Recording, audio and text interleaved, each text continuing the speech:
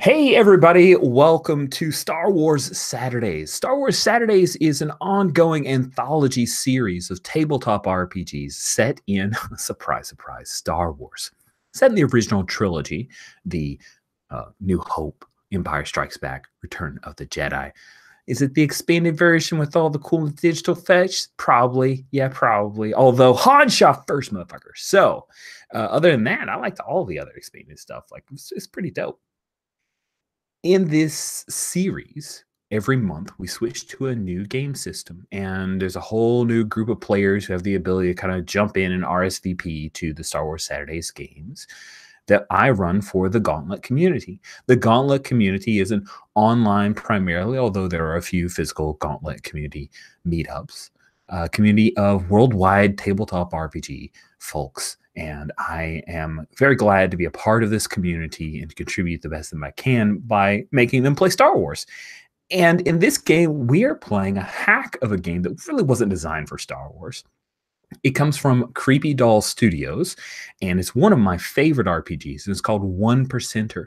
Now, One Percenter was originally created for Sons of Anarchy style RPGs, where you play a biker gang and you do bad things, but you also are integrated into a community of folks who depend on you to a degree, kind of your extended family. And we've converted that for Star Wars, set it on Tatooine because for a planet stuck like a little sandball stuck in the outer rim, a lot of cool stuff happens in Tatooine. I don't know. And we are currently set on Mos Shuta, which is, it's not Mos Eisley, but it's similar. It's not far from Mos Eisley. Mos Shuta is, I believe it was created originally for Edge of the Empire. Star Wars Edge of the Empire is a fantasy flight RPG Star Wars setting. I love it. It has a cool hut named Timo. In our fiction that we've created month over month, Timo's been featured a couple times. He really doesn't like Jabba. Like the two of them kind of clash a little bit. Timo's a little jealous of Jabba because Jabba's got a sail barge and like a palace and, stuff. He actually has access to the Sarlacc, because it's just outside the side door of Mos Eisley. So, it's a lot of Timo Jabba stuff going on there. You guys, you don't work for Timo. But I'm imagining that like occasionally are freelancers who might have done stuff for Timo. Now, in the lead up to this, we're about to introduce our characters, and we have a new gang member I'm very excited to bring on board, and we'll figure out how you integrate within the group and what the hell you've been up to during all this craziness. In the first session, a mild-mannered, lovely young Rhodian by the name of Fivo, four-fingered Fivo, one finger cut off because he cheats terribly at Sabacc, offered you guys the opportunity of sticking the finger in the eye of that evil Jabba the Hutt. Who doesn't love that? And also steal his spice. So there was a spice delivery that was going to be dropped. It was like a remote drop in the middle of nowhere out in the desert. And actually turned out that drop took place in an area where there are a lot of limestone deposits that had grown up over many, many eons. And so these cool kind of stalagmites, because remember the mites run up the tight, so it's the mites, stalagmites of limestone deposits across the desert floor. And the Jabba's Chosen, which is your rival gang, Jabba's Chosen they were the ones who were in charge of moving the spice. It was 4 huge containers, like 5 by 5 foot. I'm using feet. I know Star Wars uses meters. Get over it. My brain doesn't do the conversion. And it could, but I just don't want to compart that. I've got other things to remember, other trivia to keep in my head, or the meters to standard. We love it. We call it standard because we're like from a position of, it doesn't matter. 5 by 5 foot, a lot of spice, a kark ton of spice. And you guys went in, you really wiped the floor with Jabba's Chosen. Didn't see anybody actually 100% die, but let's just say they got pretty messed up.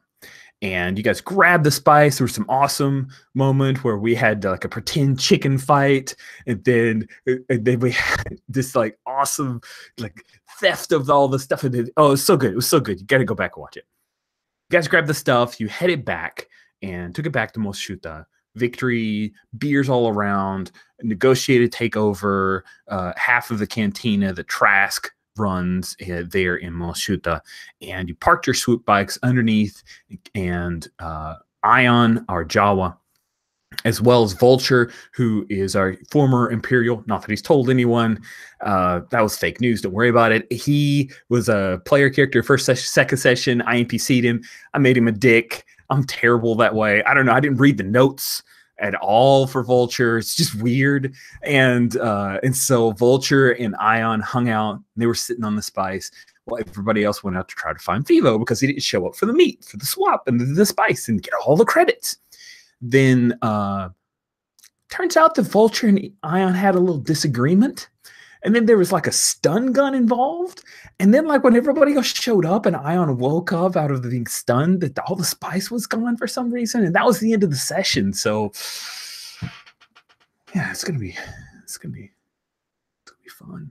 I think so. So let's start with our club president. Luis, could you tell us a bit about Base?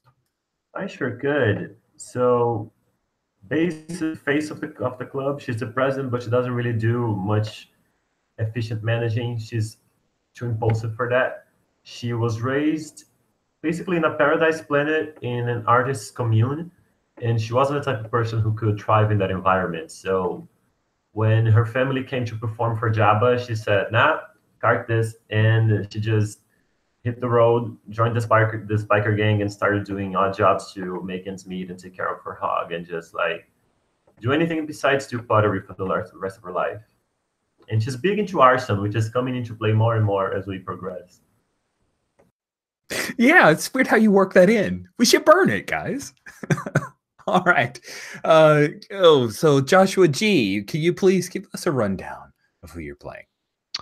Yes, so I'm playing Ion. He's a Jawa, and he is the lone survivor of a certain sandcrawler massacre from a certain Star Wars episode.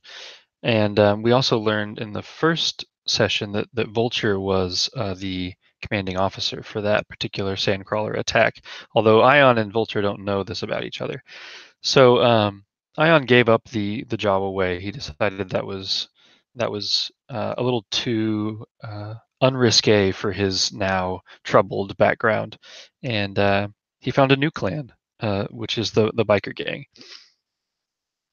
He likes to fix things and work on things and slice into things. So anything he can do to get back at the Imperials. Please tell us about how, like, the layout, what your swoop bike looks like, because it's so cool. Oh yes, so the swoop bikes are generally a little too big for a Jawa to ride, so he modded his own. He took an old astromech, cut out the innards of it, and cut out one of the sides of it, and laid it horizontally on top of where the seat of the swoop bike would be, and made like a little cockpit for himself there. And so he rare and all cozy up, and he has all of his controls like much closer to him than a normal swoop bike would be. So it looks terrible when he's driving it, and it's like constantly falling apart, but he loves it anyway because it's his. That is the best. I just thank you so much. Josh D, tell us about your swoop biker.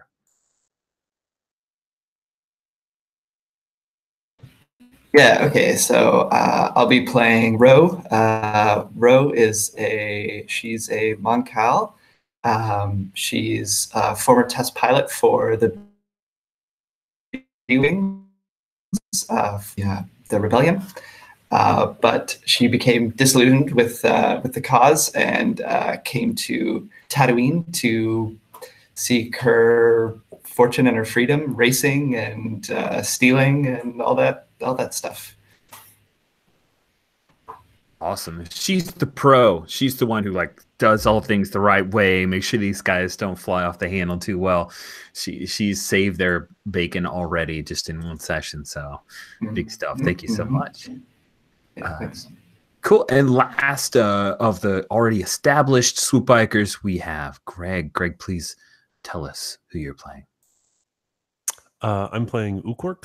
Ukwork is a Gamorrean guard, was a Gamorrean guard for Jabba's palace at one point. Gamorrean guards are the big pig guards with the battle axes. Ukwork was freed by Jax, who is not here this week. And I think we established also that Base was probably involved in that at the start. Tying in Ukwork to the movies, we talked about how Ukwork's cousin was the Gamorrean guard who fell in and got eaten by the Rancor. And last session, Ukwork stole his bike from Jabba's 5. Has a bit of a relationship with the leader of Jabba's 5, Uyag. And when Yakark, who is the Wookiee for Jabba's 5, was injured and everyone else wanted to leave Yakark for dead, Ukwork tossed Yakark a med kit and told him, there's a bit of a bet going on that when Yakark comes back that he will actually be on our side and help us in the future. We'll see. Love that. Oh, by the way, if we think about the timeline, Ukwork's cousin's still alive. Yes. So he hasn't been rancorized yet. It's good stuff. We'll have to keep that in mind. All right, cool. Blaze has joined us for this game session. And Blaze, would you like to tell us about your character? Sure. So my character, just so you know, I've got a love for playing Trandoshans on this series. So every time I play, I create a new Trandoshan. So in the spirit of trying to create some canon between the games, I introduced Grust Jarn, or his what's it called? Like the duracrete name is Grease. Yeah. Just call me Grease. Grease, unlike his brothers, he comes from this large hatchling of people who want to do good. So like Trandoshans are not naturally known for doing good, but this hatchling like came from a family of like good-hearted, good-natured, somewhat like justice-seeking or law-abiding people. I am none of that. I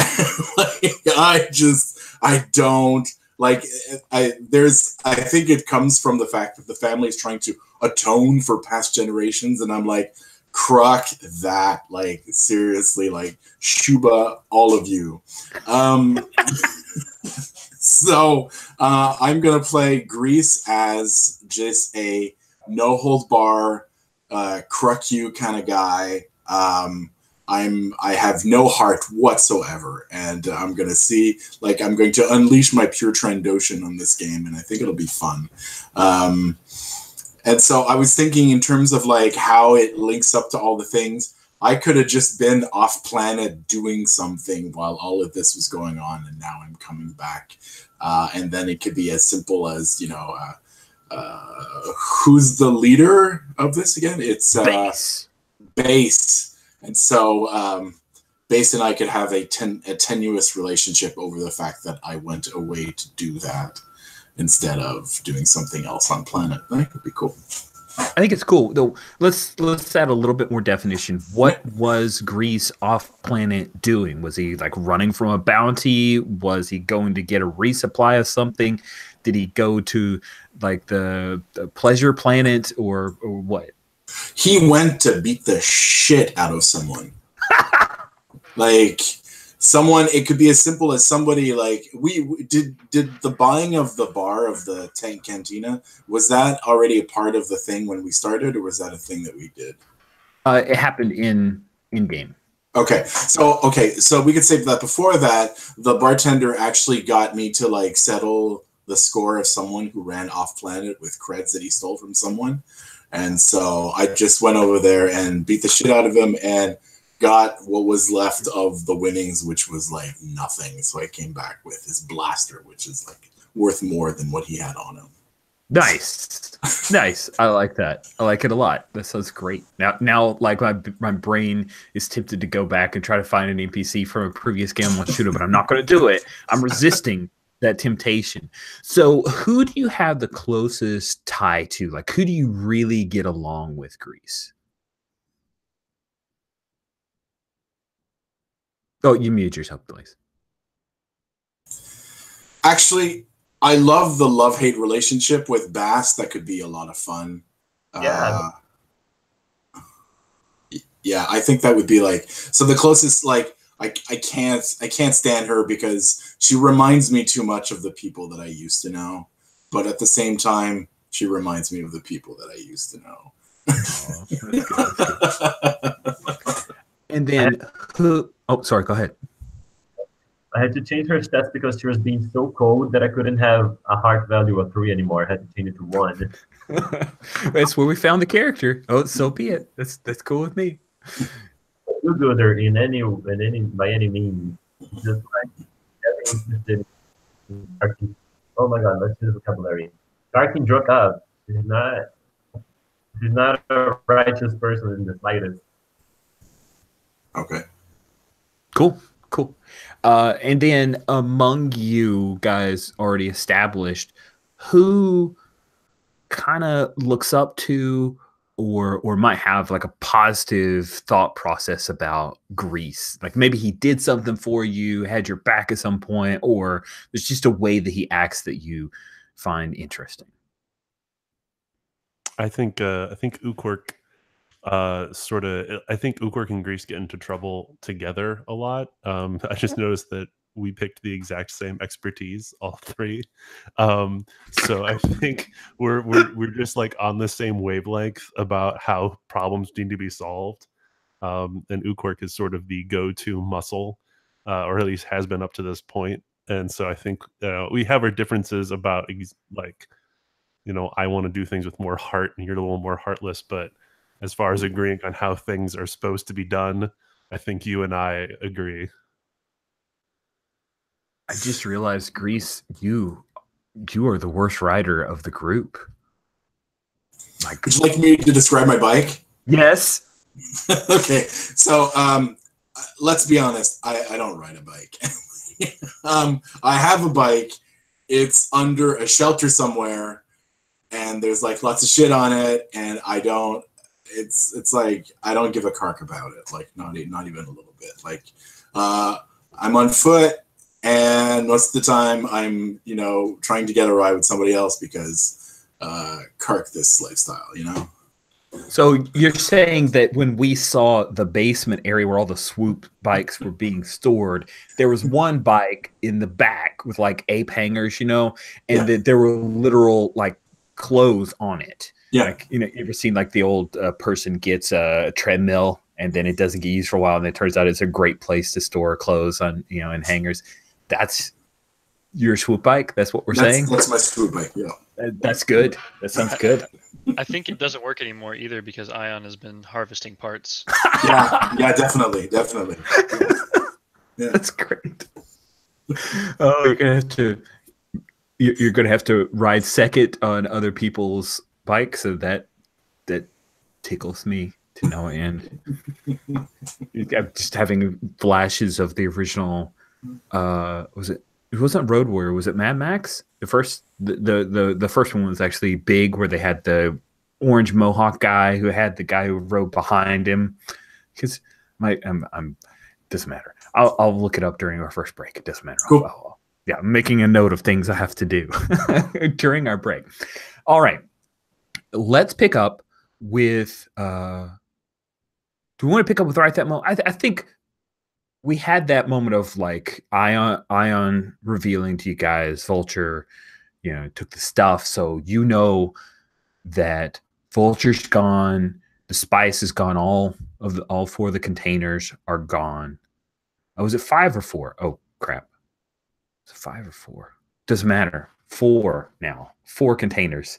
We cleverly digitally edited out any scenes with the 5th because we have the technology. All right, so all 4 crates of spice are gone.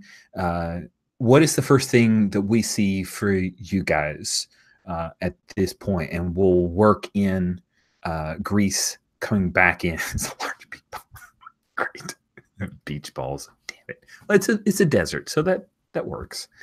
So we'll work Grease arriving back on planet. I think we'll just start off with you at like landing in a tramp freighter on landing bay Besh and kind of walking through the street. Like that's the first scenes that we see is you're walking through the bazaar, Grease, and there are people who wave. Obviously you're known, right? Do people wave because they're afraid of you, Grease, or do they wave because you pay well for food, or what? Why are the people in the bazaar waving towards you? Like, what's their attitude, you think? I'm surprised they're waving, but I assume it's because I pay money for good meals.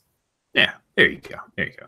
Maybe it's one of those like, oh, they wave like, yeah, you've been gone for a bit. You pay money for meals, and things haven't been super great because, as you see, there are a large number of stormtroopers that are walking around. There was a security incident recently, and so they've increased their presence. Cool. So we'll cut back to our 5. I will be NPCing Jex.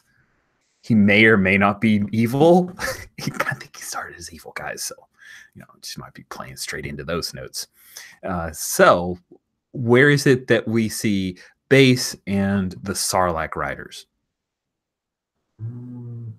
So I think we're still in the basement, and we're gearing up. I don't know if it's okay to say that Ion has already managed to crack the data pad that we got last session. That's right. We need to have, I want to see how well he cracks that data pad. So yeah, there was a data pad that was found at Thivo's little shack where he had been murdered after being tortured. And you guys picked that up and you've handed it off to Ion, who is your data guy. So let's have Ion do some slicing. I'm going to say that there is no pucker factor here, but that there is a little bit of data protection here. So I'm going to say that it's going to be hard to crack into this. Sounds good. And this would be tools, I would think. Oh yeah. Yeah. Okay. I'm going to give a kark about it. I'm going to be that person who hangs behind the computer chair and just go, yeah. Oh, look at that. Yes, please. Cool. So with this being hard, you need a total of 3 successes. You're being cool, you're using tools, and you're definitely slicing, and you have 1 kark from Base. Okay, so I've got a total of 8.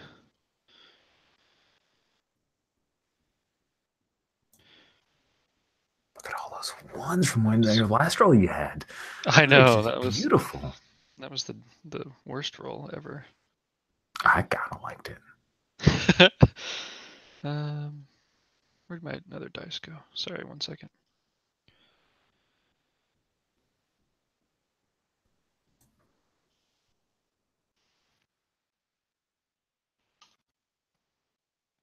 There we go. That's not much better, but I think I did it. 3 1s, 2 2s, 2 4s, and a 5, so 4 successes. That's pretty great. You needed 3, you got 4. So you pop through a few sub-menus, something the Base said actually helped, and you're able to crack the code. What you find is there are several missives but that have been encrypted, but you break through it. But it's communications back and forth between Timos Major Domo and Fivo negotiating the price of the spice. And then there's also kind of a side conversation where Fivo had hacked in to some of Jabba's, basically Jabba's organization, not Jabba directly, but Jabba's Bib Fortuna missives going out, setting up with Jabba's Chosen and the particular area where everything was supposed to be picked up. So you see the trail of where he had discovered what Jabba was up to. It looks like all this was shortwave stuff, so he must have been at or around Jabba's palace somewhere in Mos Eisley when he originally did this. And then he came back and worked secretly, not going into Timo's palace, but worked secretly with Timo's, Timo's major domo, basically the person who, chief of state, as it were, set up the deal to sell it. You get the price and the meat that Fivo was going to have is actually later today. So that's all the information that you get. Now, you also, Ion, are able to discover that this information has been recently accessed.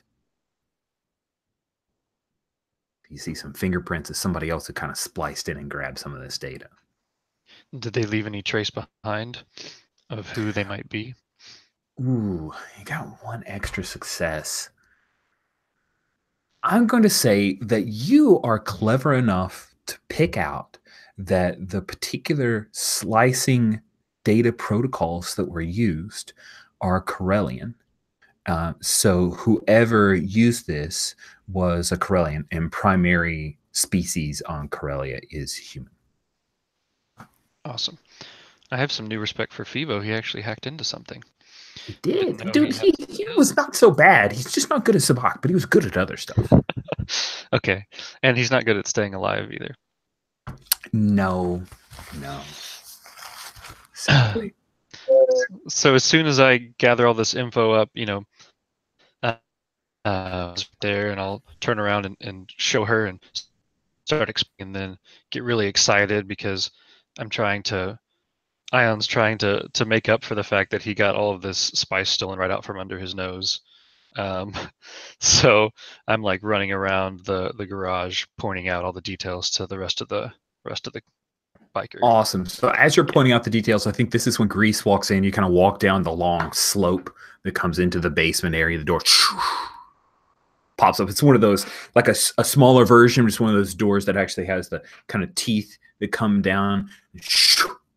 Pops up, and you see the long shadow that Grease casts from the twin sons of Tatooine as he walks in. You see Ion telling everybody all this information about the cool, hacking, splicing that he just performed. You guys see Grease walk in.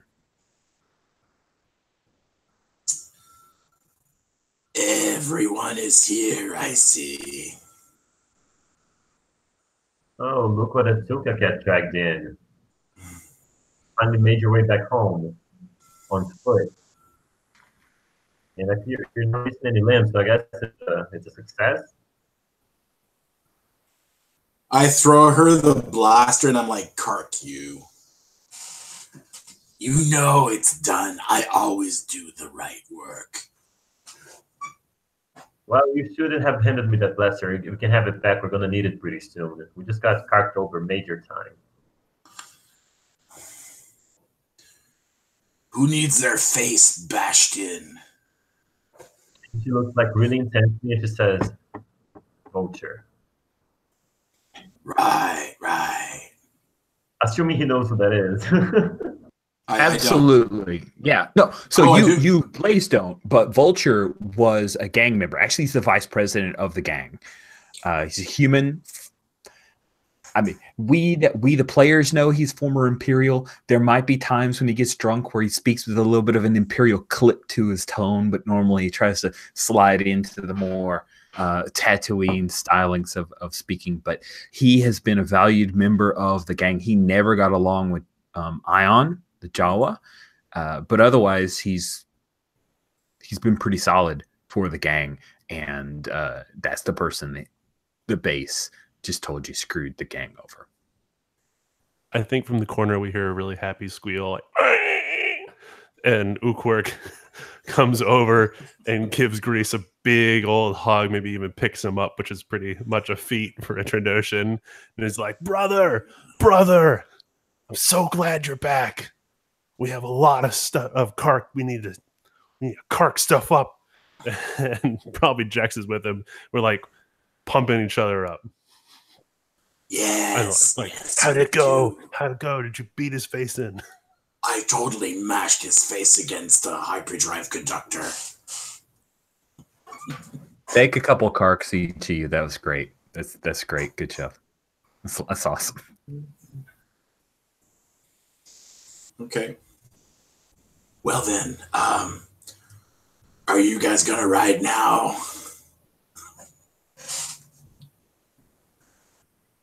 Yeah, we're just about to head out. Are you still gonna ride that piece of shit, or do you manage to get money for something better while you were out? Sounds fair. I think Ion like moves over towards his bike and throws a tarp over it. Not Ion's bike, but Grease's bike. Like, don't look over here. There may be some parts missing since last you looked at it. So I get to the bar to the swoop, and I take off the tarp, and I'm like, ugh. I look back at you and said, I guess I'm riding with you.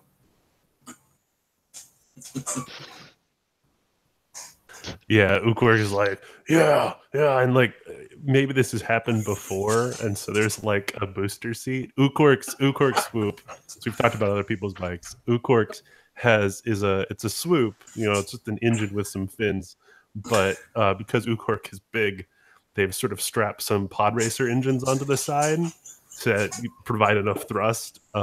So maybe there's like a seat for this situation. You know, we ride tandem. It's like a big seat to sit in the back. Oh, that's great. You guys are so bad news bears. It's like you just pull out from the back and you just attach it like it's like some sort of baby seat. It's holding on by like one pin or something. I think you face backwards. I think that would be fun. Maybe 3 hours to set up. Cool. All right. So are you guys hopping on your swoops and taking off? Is that the plan? We still need a means to track Vulture. We know what the mean is going to be, but we need the spice for it. We're assuming he was the one who hacked it, right? Well, maybe somebody should try to figure it out. Right? Somebody want to maybe be cool and use their head, try to figure out where Vulture, because you guys have known him for a few years now, where he might think a place could be, he could stash a bunch of spice. She's smart. Yeah, like has Vulture ever talked about like other people or like, yeah, I don't know, like other people that we might suspect him of, I don't know, working with? Or well, he obviously has some connections with the Empire. He's gotten some troopers off your back before. Yeah, if somebody wants to make let's say it's a normal head roll, see if you can recall any conversations that he might have thrown your way on where hideout places, stuff you would stick things. Sure, I could do that. So, and I'll give a Kark about it. Nice.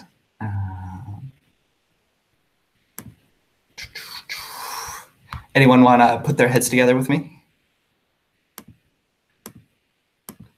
I'll do it. Cool.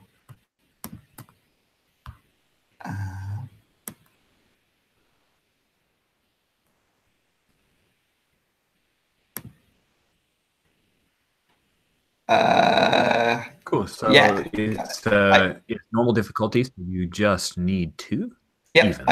I got 2 evens, 2, 6, 3, 5, 5, or 3, 3, 5. Sorry. Close. Yeah, close. All right. You recall, and if you guys want to look on the Swoop Gang Character Keeper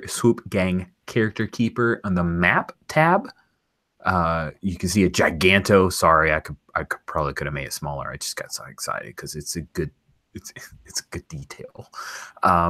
That Pika Oasis, which isn't that far from Moshuta, is a place that he had bragged about being a hideaway area for other smugglers. That there are a bunch of caves underneath the sand at Pika Oasis, and you would guess that he would probably hang out somewhere there.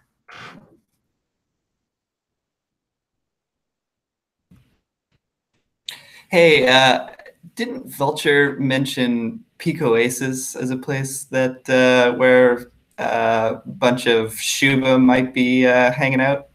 Maybe we should check there. Oh, if you say so, I'm gonna trust you. I'm so pissed off to even think right now. Is that close to where the pickup is supposed to be? Oh, great question. So first of all, I just want to point out for Ion, the Peak Oasis is where your Sandcrawler was destroyed.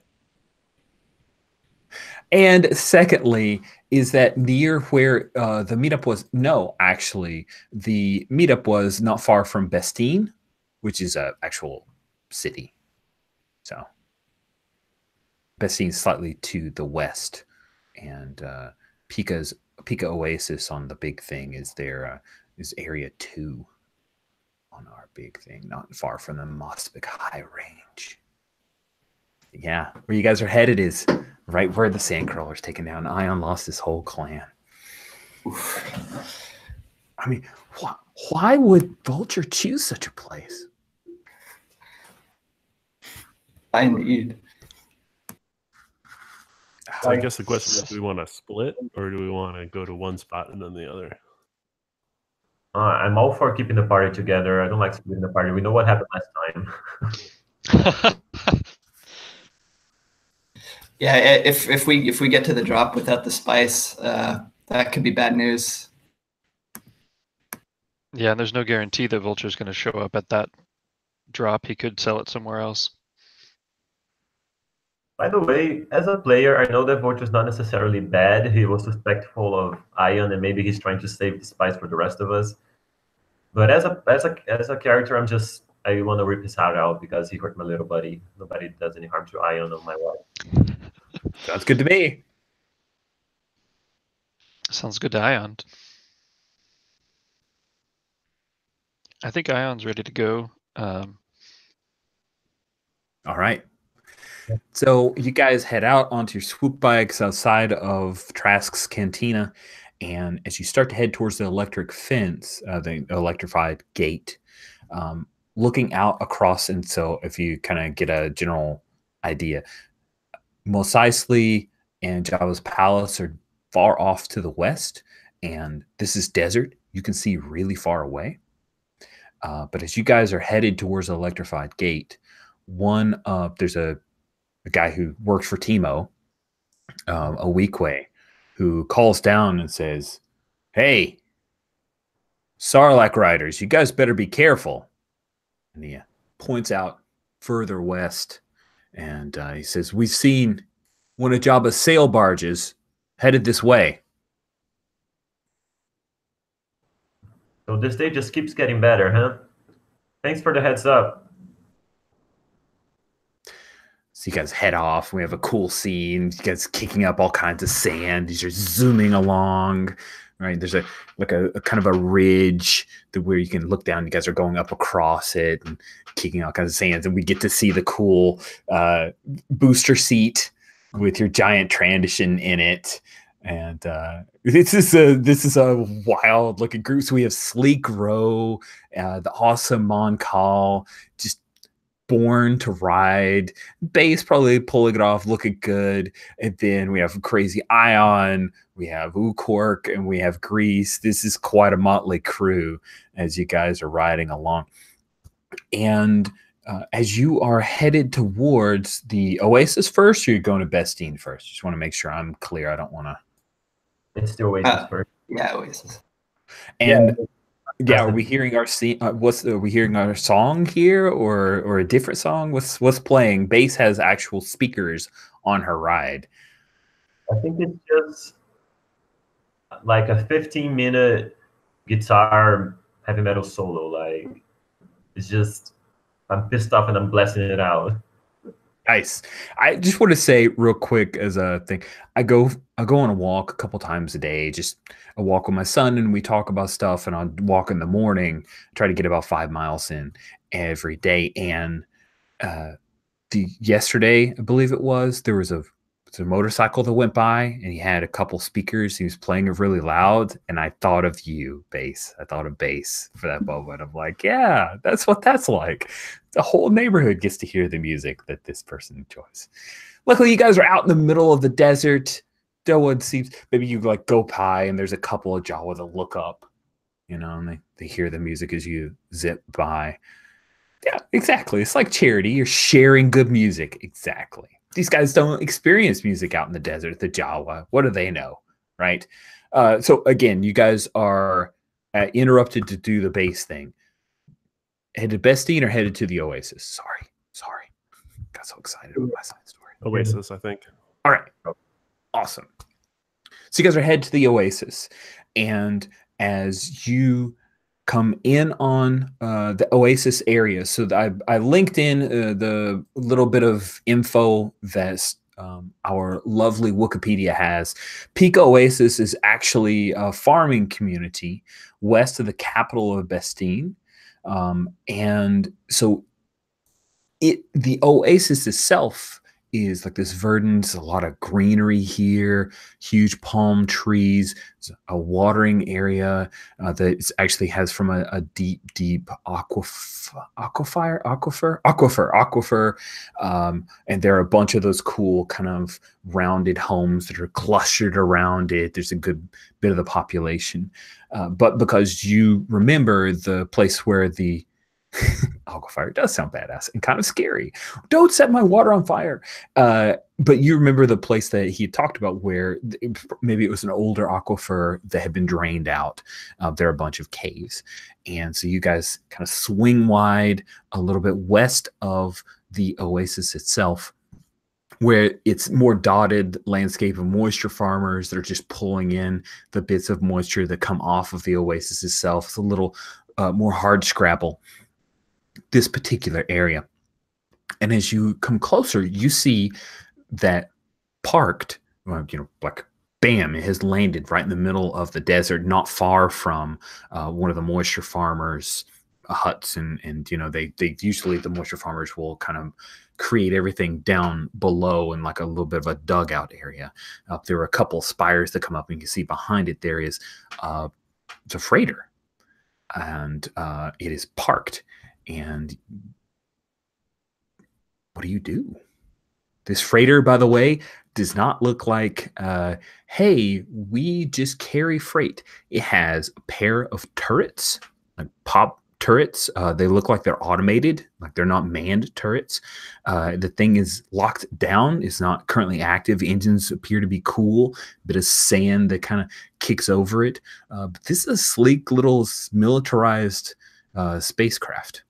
What do you do? Is it a Corellian freighter? Why, it is indeed a Corellian freighter. Thank you for asking that question. Didn't have to roll for it.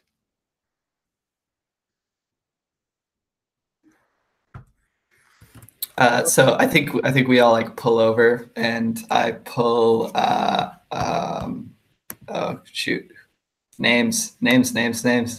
I pull Ion aside, and I say, hey, do your Java thing. Sneak around that ship. like they would suspect anything. You're just a scavenger. Just go sneak around, see what's up. I will happily do this. I kind of like lay my my big ion blaster on my bike, hop off, put my regular just holdout blaster, in my cloak.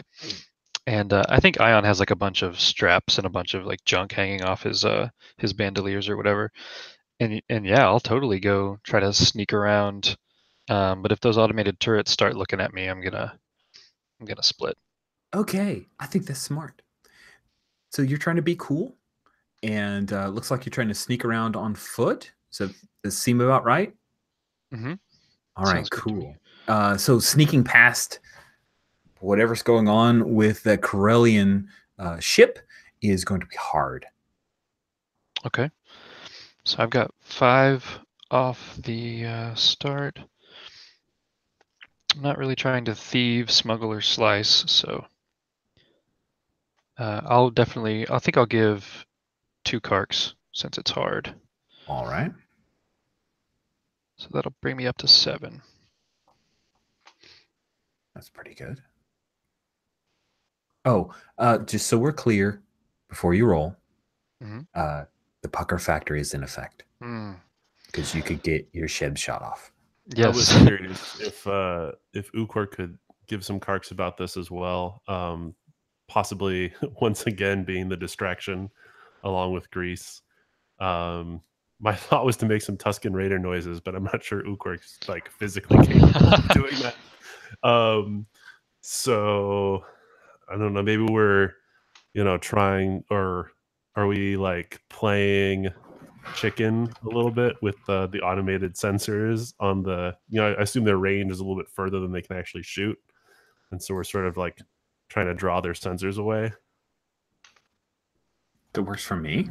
That's a cool idea of what you're trying to do. So Ukor will give 2 karks. Thank you very much.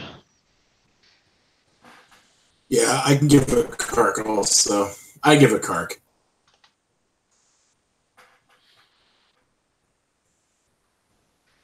Nice.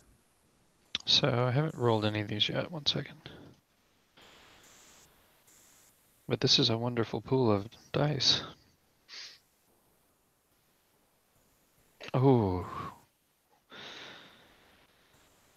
1, 2, 3, 4, 5 successes. Any ones? Yes, 2 ones. Sweet. Okay. So we have the Tusken Raider sound that goes on, and somehow Ukor pulls it off. Serpentine. I love that. Sorry. Guys are cracking me up. You sneak along, and the first thing that you catch is that there is an HK series assassin droid that is sitting in the cockpit area, and it is keeping an eye on things. So you take a couple of shebs. You took a couple of karks. The HK series has been around for a few hundred years, recently manufactured by the Zerka Corporation. They are considered assassin droids and extremely lethal and effective and very expensive.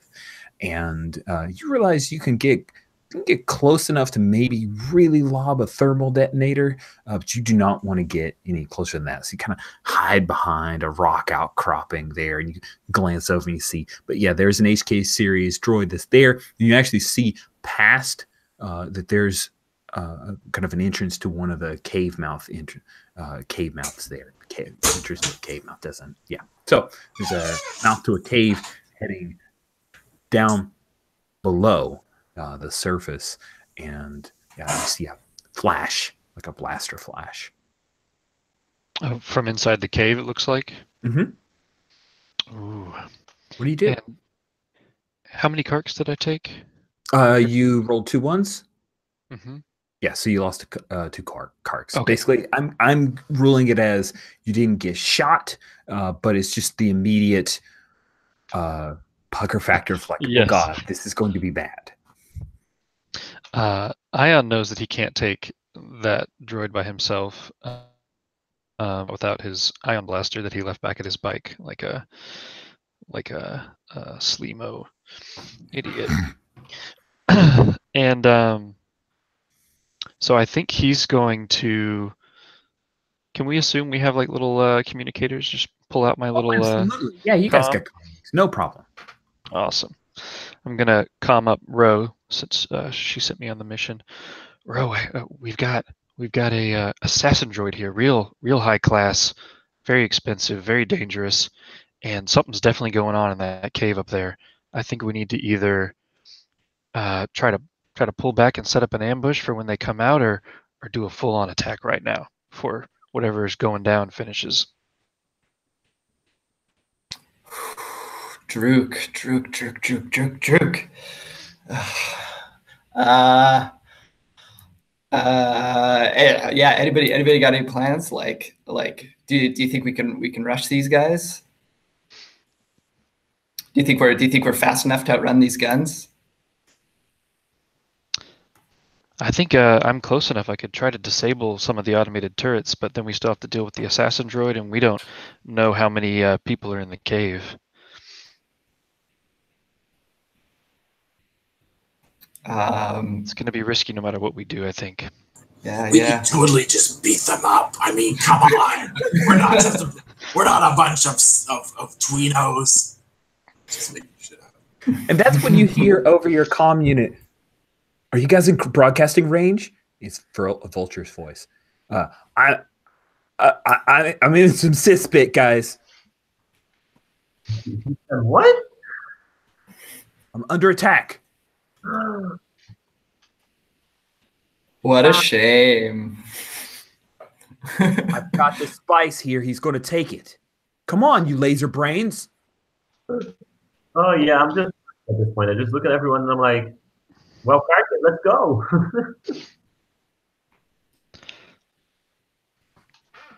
If anybody's gonna kill him today, it's gonna be me. Exactly. I second that. Can I try to shoot out one of these automated turrets? Oh my gosh, yes. But if you can shoot at it can shoot at you. So definitely pucker factor in effect. Yeah. But you want to roll some tools and pull that off to try to destroy one of the turrets. That sounds amazing to me. I think that would be karking hard. This thing is built to are you looking to like ion attack it to take it out? I don't have my ion blaster. That's right. I left it back So at the bike. Okay, but you're using your bike's blasters, so I would imagine those would be not totally weenie. So this week karking hard. You need 4 successes to pull this off. So Ukork will also give 2 more karks for this as well, doing the same thing, sort of weaving. Cool. So you guys are like concentrating fire. Yeah. Normally only stormtroopers are that precise, but I'm sure you guys can pull it off.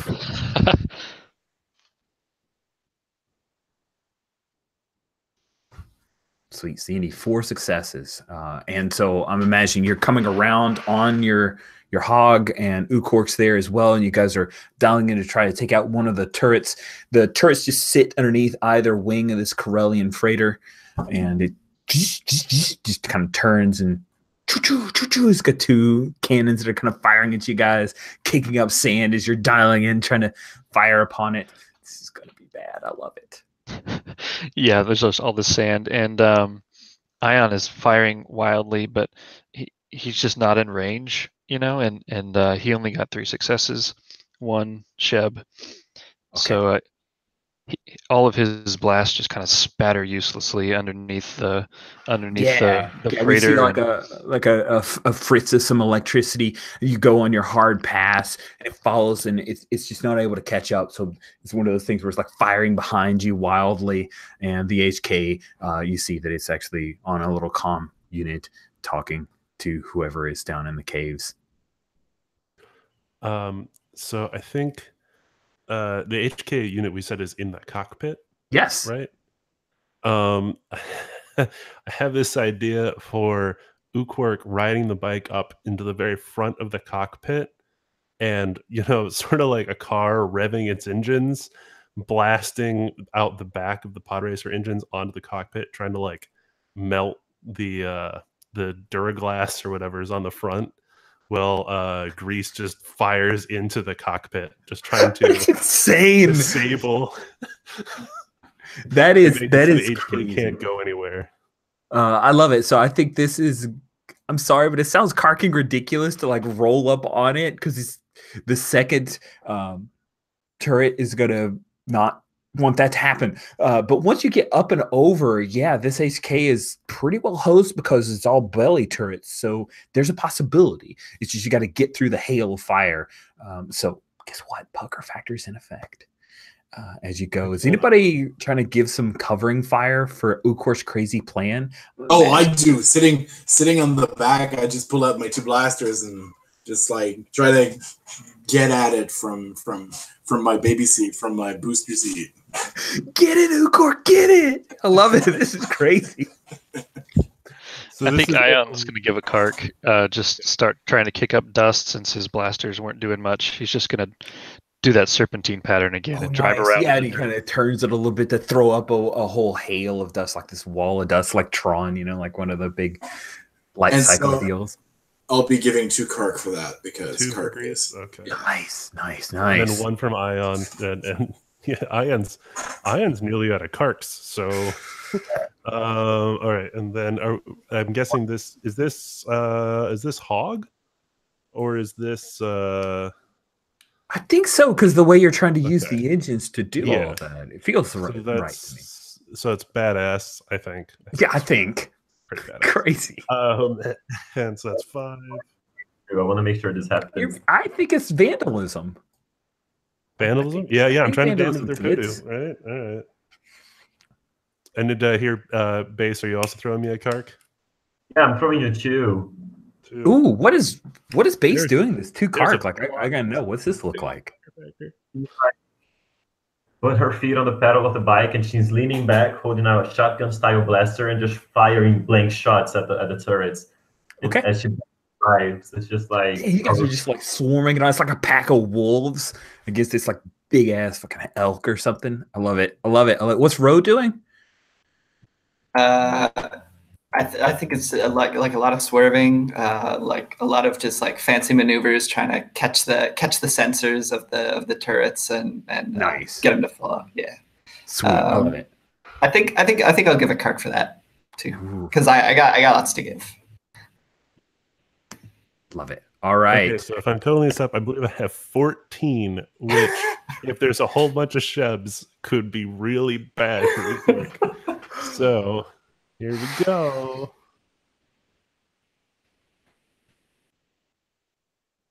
Oh my god, do I say 1-1? 1, 2, 3, 4, 5, 6, 7, 8, 9, 10, 11. That's 12 successes and 1 sheb. You suck. You obviously don't suck. The dice love you. This is amazing. So you come past. I'm gonna say that you basically you got winged. There was an explosion to your right, and it spit up a bunch of sparks, and that's how you take a bit of damage. Then this maneuver, like the HK is running its parameters, like this makes absolutely no sense, and it's like up, and your pod racer engines are burning through the plastisteel and the front of the shield. It pops back, of course, because we see the front console starting to melt. You're destroying this guy's ship. He's gonna owe so much money to insurance. He pops back and he whips out a pair of pistols. They're like sleek little. These are from the prequels, beautiful metal, and he just starts firing as soon as he sees that this is exactly how it's going to go. And that's when, what is it that you do back there, Grease? Because you were laying out with your 2 pistols. This much success, you take out the HK-77. What does this look like? So I just wanted to say that the 2 blasters are completely different. One is the one that I picked up from the fight, and it's actually like the really shiny one. My usual one is like dirt cheap and disposable, and so it's like, so I fire at the HK. And so the HK is a droid, right? Yeah. So basically, I managed to get like 1 shot at the collar point, and like the head just pops out, and flies over. That's awesome, because look at the HK, it actually looks a little bit like a Rock'em Sock'em robot. So yeah. I'm totally leaning into that. And the head falls and rolls over, and the little eyes are still going. It might even be talking, but there's kind of giant pod racer engines going, so you can't hear it. And then you hit it in the chest a couple times. We see some holes, and it falls back, lands with a clang onto the ground. The turrets go inert, and the front cockpit of this starship is sludge. Like you destroyed it. Yeah, the wolves have taken down the elk, guys. This is amazing. I really thought you were hosed. So, Base, deal with Vulture. Yeah, what do you want to do there? So that's taken care of. Now, as we're moving past the ship, we're heading towards this cave, right? That we hear vultures inside. Yeah, and by the way, that was not a secretive thing. Like, anyone who is in the cave is well aware of the like sounds of combat, the burning, the small explosions that took place, that was not subtle. And yeah, you guys want to head in. Here's the thing: this cave itself, you can see from the cave mouth, it would be foolish to bring a swoop bike inside here. You don't think that you would have the ability to have any maneuverability at all. Plus, the noise that it makes in the cavern would just be like deafening. Oh God, yeah, absolutely. Yeah, like subtle is not one of our. It's not part of our team motto. Our team motto is grappling hooks or anything but subtle. Yeah, so we gotta leave the bikes at the entrance. I hate this. Good. It just annoys you more. This makes me happy. Yeah. Is anybody gonna watch bikes? I don't know. You should leave. Ion should watch the bikes. He's good at watching stuff. No, Ion's going in. The filter's in there. You got your Ion gun? I got all my guns this time. Yeah, man. Yeah, sweet. He has like a harness with 50 guns and just. Nice. So you guys, this is not this kind of game. So y'all dismount. Is anyone staying back with the bikes? I think Ukork might, and maybe tap Grease and be like, keep those wusses safe in that cave. Tap him on the back. I just look at you and I like my tongue slivers and a positive. You got it. Nice. So you guys all start to head in with Ukork hanging back. Ion, as you go into this dark area, there's just some like sense memory. The smell of the greenery not far from here, being down in this cooler, darker cave. You have like these flashes of memory of being inside the sandcrawler when the stormtroopers attacked. Who was it that you saw die in front of you before you were able to escape? I think that because Jawas are so clan oriented, it's a very tight knit group.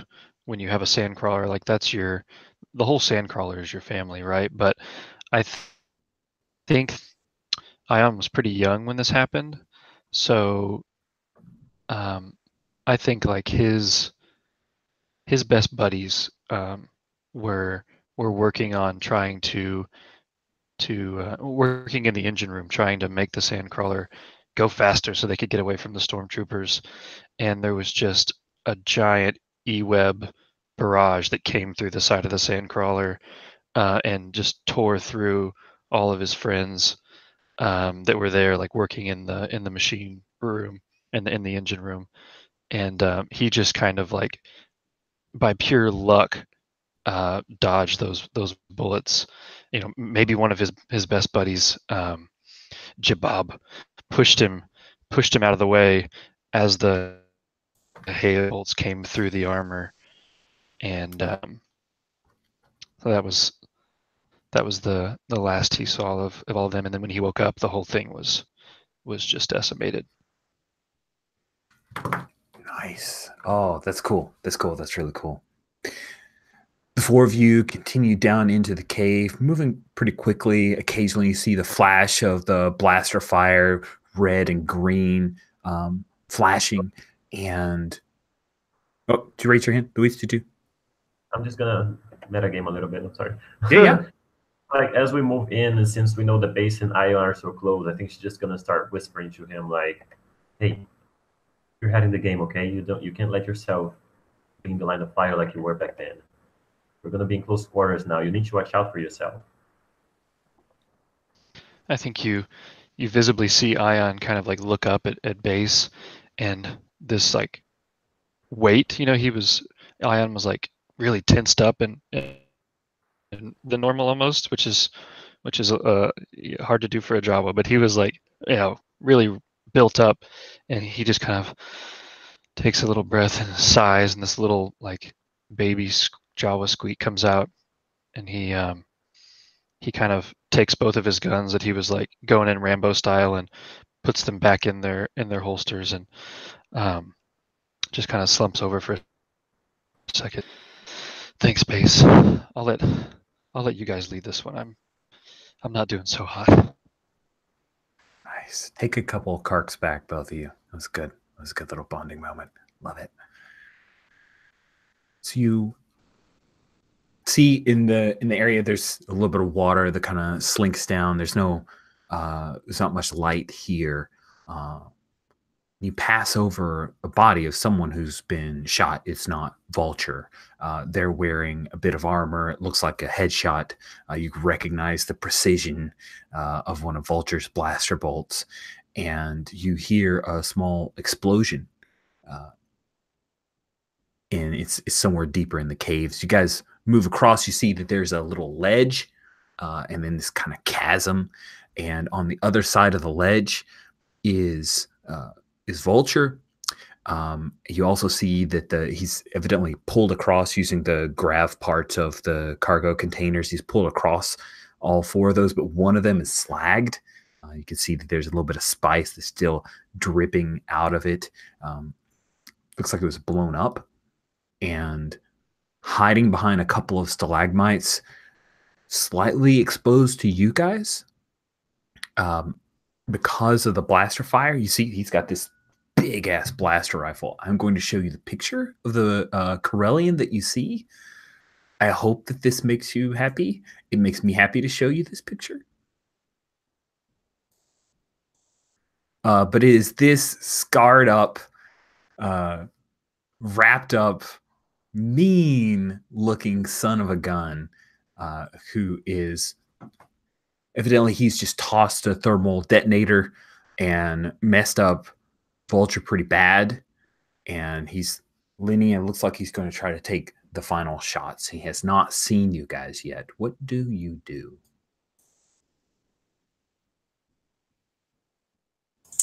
I think the best reaction is to just catch him off guard and chuck a thermal detonator into the entire situation. Oh my gosh! Okay, so just to make sure that my storytelling makes sense, he's on your side. Okay. He's kind of hidden himself between some stalagmites to give himself a little bit of cover from Vulture, who's firing on him from the other side of the chasm. Basically, Vulture set up a little, you come across this little walkway and I will shoot your shebs off kind of deal. And Dengar, in case people aren't as nerdy as me, Dengar the bounty hunter just lobbed a thermal detonator over there and hurt Vulture pretty bad, and also took out one of your spice containers. And now he's just waiting to dial in a shot on Vulture while he's dazed and confused. So is Dengar competition in this situation right here? Right now, Dengar is after your spice, so I would consider him competition. Yeah, no, I just roll a thermal detonator to his feet. And just okay, that's totally legit. I think that the pucker factor is in effect. However, you're using a thermal detonator instead of shooting him or calling out to him. So I'm going to call it just hard. Okay. All right. So to build a pool, this would be hands, I take it? Would this be hands? Yes. Yes. You got to have a good throw. Hands, and I'm being a badass. Let's be real. Oh, sure. You're being okay. And I think this constitutes as an act of murder, right? Yes, it's quite murdery. Okay, so that's like, what, 7? Is that 7? Yeah, so I've got 3 in hand, so that's 3. I'm a badass, so that's 3.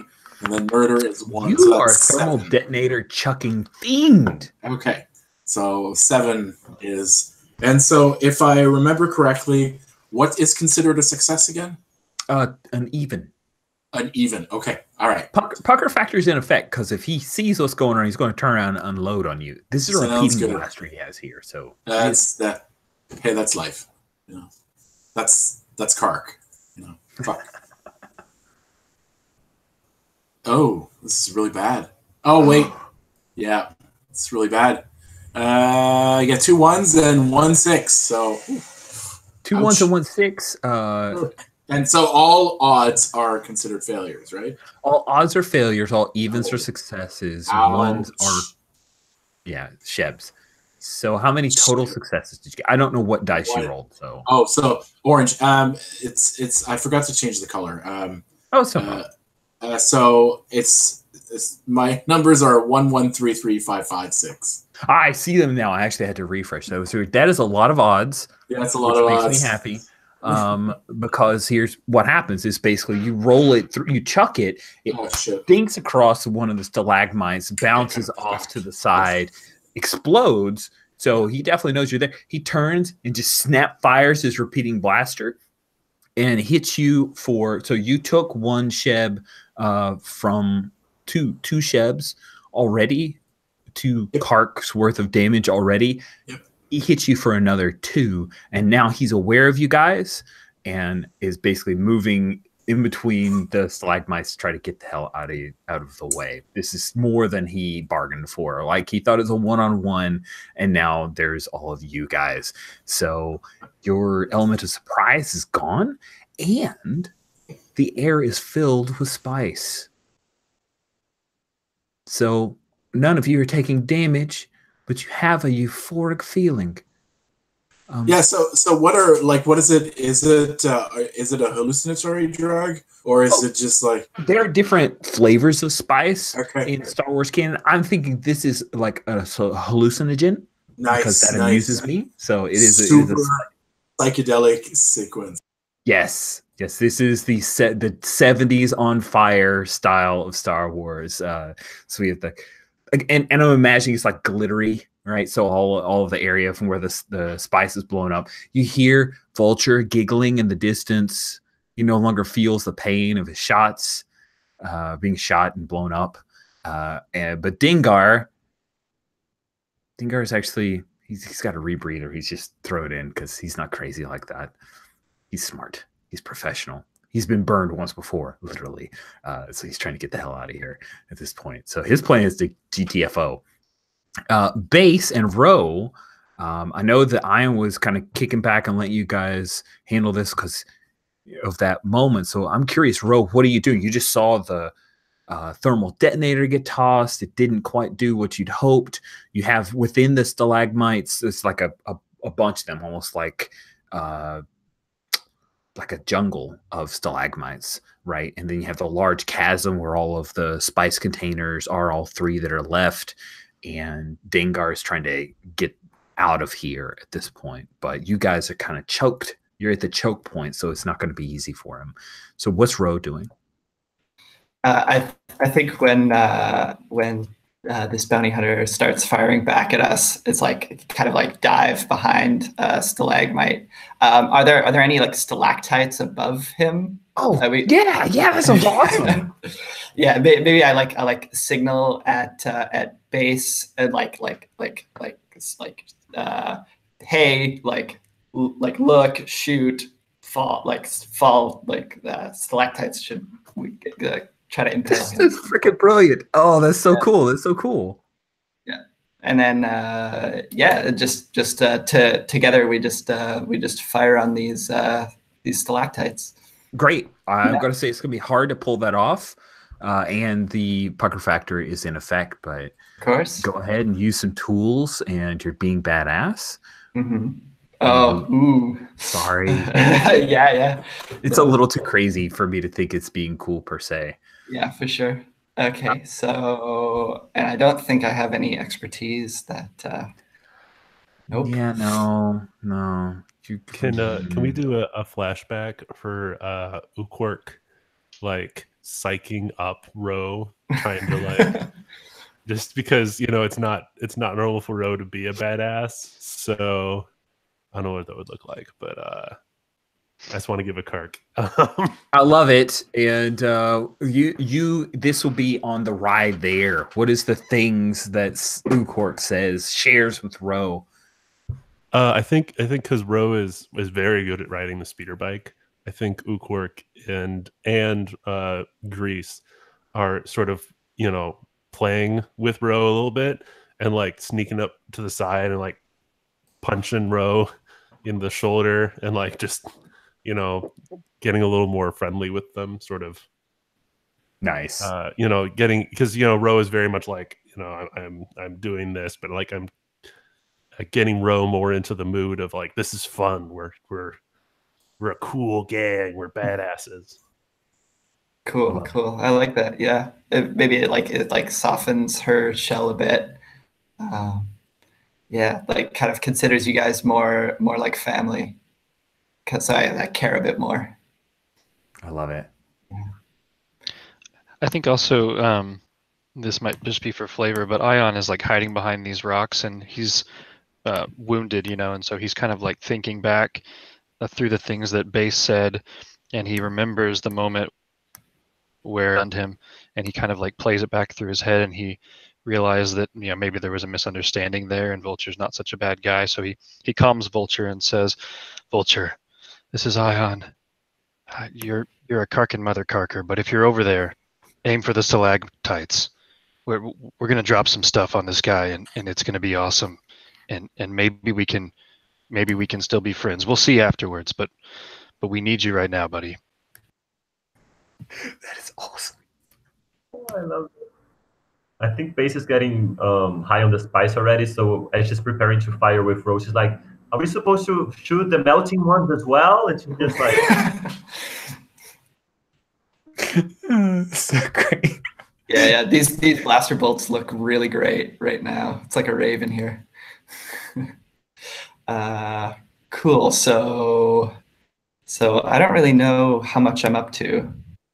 Let's go through the ads. So we start off with just 2 base for you. Yeah, 2 base. And then you got 2 from base. Mm-hmm. And then 1 from Ukork. 1 from Ukork. Mm-hmm. And then are there any you wish to spend? Your difficulty is a 3.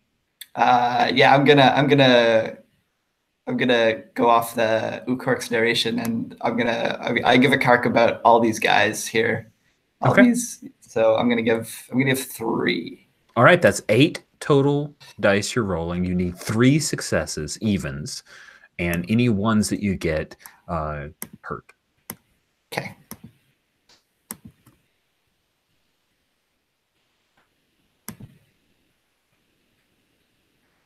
All right. Oof. Oh no. 2, 5, 1, 1, 1, 3, 1, 6.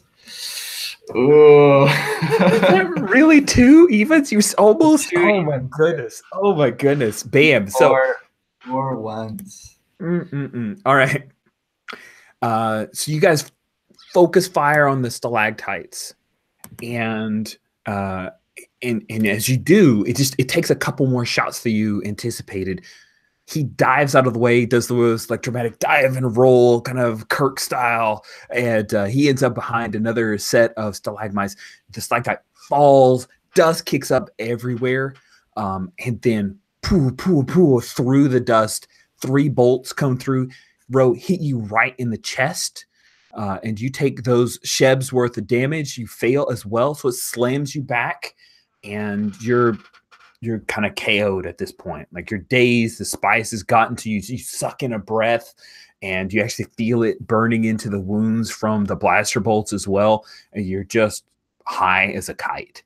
And Dengar uses that moment, he takes off, and he's just running like crazy up the thing. Ukork, he comes outside.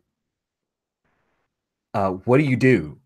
You've been waiting, so I don't think he gets to drop on you, but he's by himself. So you see this bandaged, scuffed up, scruffy looking nerf herder with a big repeating blaster rifle who's coming at you, and he's obviously not a friend, Ukork. I think you want to give him a med kit? It looks like he's been hurt. Yeah, right. Ukork is definitely but I think Ukork has heard all what's going on down and has been really torn about going back in, and like, no, nobody's out here. Why am I out here watching the bikes? And then maybe hears Dengar sort of making his way up, and then I think Ukork has like a big overbuilt vibro axe. I approve of this choice. And yeah, probably just lays right into Dengar's torso once he realizes that it's not one of the Swoop Gang coming back up. Well, you know, I think that Dengar will stridently object to that choice. And so I would like to see you roll dice to see if you were successful. You're using certainly. a tool, and I think you're being badass. I think. Okay. Tell me, do you think that's badass? You guys poll the group. You think it's badass? Am I using a vibro axe on think it's pretty Dengar? badass. Okay, all right, awesome. This is assault, and he has a big rifle, so I think this is going to be hard. Okay. And yes, pucker factor is in effect. Oh, Sarlacc I Rider. had 5 for that, 6 because the assault. He's and I'm holding that little breather in his mouth so he doesn't get high on the spice. He I'm gonna sees you, give and he just 3 of my own spits it cards. out as you Yeah. come up with the axe. All right, so that's 9. I'm giving 3 of my own karks for this. Nice. Hopefully, this isn't the end of Ukwork. We will see. You think that's on the table? Oh, no. I Well, don't know. I think kark it's- math-wise, it might have been, but I have 1, 2, 3, 4, 5 successes, and Damn no it. sheds. That's awesome. No sheds for Ukwork. No sheds. No shibs. Oh man, big money, no whammies, and bam. What does it look like? You've just taken Dengar out. Your narration is our canon. What is this? So I think Ukwork. I don't think Ukwork is aiming to murder Dengar because we went with assault, not murder. So I think let's go with the Gamorrean, sort of standard thing when it's Star Wars. I chop his arm off with the blaster. He brings it up. Oh, yes, he like brings it around into it. Yeah, and there's like that. It's like a vibro axes have like this ultrasonic hum for people who aren't super Star Wars nerdy. So there's like this high pitch whee, and then boom, the whole arm is off, and Dengar just like stumbles and is maybe grabbing his arm. And does Dengar have a ship nearby, or he did? He did. He has one no longer. He's got a ship. It just doesn't have a cockpit or a co-pilot. I think I think Ukwork just lays into him, maybe pushes him up against the rock, and then once Dengar looks like he's really out of action, starts going down into the cave to try and pull his friends back out. Nice. So I'm gonna stay with Ukwork as you come in. You come across and people are like, there's the heavy smell of spice in the air. You've worked at Jabba's palace, so you know that smell. Yeah. Maybe not quite as strong. And you see Base. So Base, Dengar maybe got away. You're not sure. Has the spice affected you? Is this a thing? Yeah, for sure. I think Base has tripped a lot in her life, but she's not immune to it. Nobody really is. Nice. And then what about Ion? I'm really curious about Spice and Ion, the effects on Ion the Jawa. I think it's not as trippy for Jawas. He just is getting really sentimental, which might have led to some of the conversation between him and Vulture and all that. And so he's just kind of like thinking back over the attack and about what happened with Vulture and yeah, exactly. He's just kind of a weepy, sentimental, drunk Jawa. I got something for this. So I think Ukwork is very quickly trying to triage because Ukwork knows that he can't stay down here too long before he gets affected by the spice as well. And maybe sees Ion because Ion's in pretty bad shape. So is Ro. But I think because Ukwork and Ion both come from these like clan cultures. I think he wants to like what's something that like is a Jawa cultural thing that maybe you see through the spice as Ukwork is grabbing you, like a cultural bond, a clan bond between us. That's really good. Like maybe my eyes are glowing like a Jawa in your dream haze. Oh yeah, I like that. I like that a lot. Like it's just all dark except for your eyes. Like I can't even really see who the figure is. You're obviously much taller than a Jawa, but you're just like a giant Jawa to me right now. Awesome. And so I like grab Ion and like start going like, come on, wake up. And maybe I have Dengar's rebreather and I like slam it into Ion's hand. We need your help. We need to pull everyone out of here, including Vulture. Ion takes a deep breath and he looks up and he's like, oh, this is like one of the greatest moments of his life since he was a little Jawa, because he's got like the biker gang is his clan now, and he's looking up and he sees a Jawa that's like what looks like a Jawa as part of his clan, and he's like, oh, this is what it was like when I was with the Sandcrawler, with my own people. Like, these are my people now. And so he takes a deep breath through the rebreather, and maybe, it's like not set right, or there's a few little tweaks he has to make because he's OCD, and he like plays with it for a second, and then maybe slaps some junk on it or something, and then he stands up and kind of grabs Ukork by the giant muscly arm and says, all right, I'm ready. Let's do this. All right, you take care of Ro. I'm going to get Grease and Vulture. We got to get out of here. Base is, well, get Base too. I think Base is enjoying this too much. What do we see from that? That's a great moment. What do we see from Grease? Okay, so drugs are bad for Trandoshans, especially psychedelics. Like, they're really bad because they bring you back to like the jungle mentality.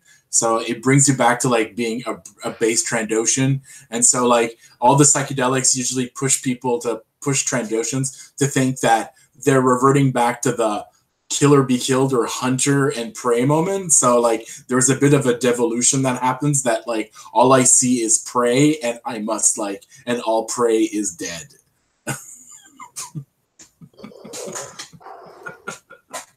It's like, it's a racial thing. Like, there's a reason why Trandoshans don't take spice, because people die. oh, that's scary. So who is that too much? Is that too much? Because quite frankly, I've been like sitting on this for the last 5 minutes, and I'm like, no, this is really cool. It's pretty cool, but like, are you going after like one of the player characters, or are no? You I'd be going after. I'd be either going after Dengar or I'd be going after Vulture. So, okay, I'm okay with that. Everybody else okay with that? I'm really curious to see how this goes.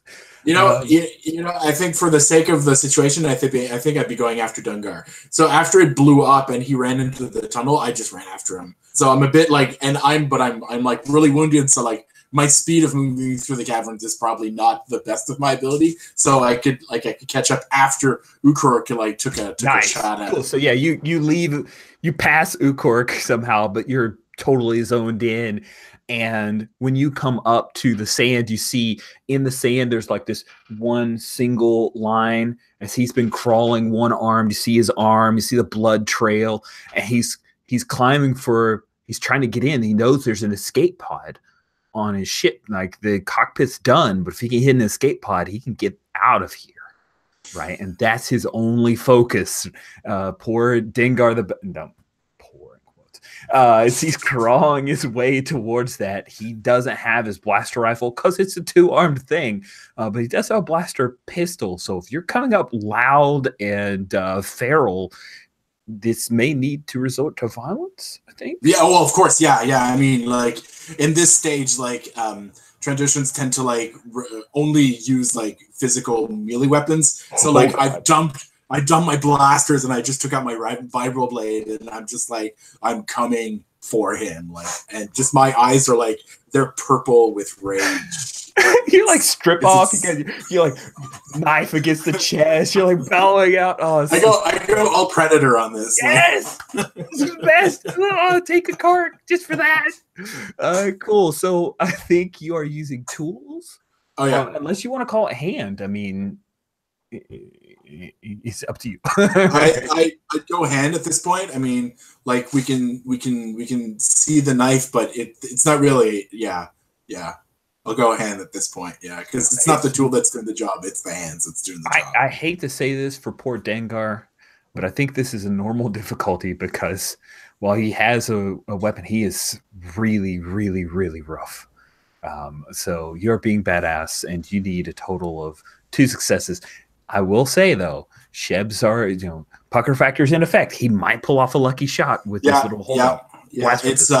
It's very much it's an all or nothing, like Grease knows, like usually these hunts end bad for someone, and like it's an accepted fate as a Trandoshan that this. I just want to use the phrase "Grease knows" for like the rest of this week. Grease knows. Okay.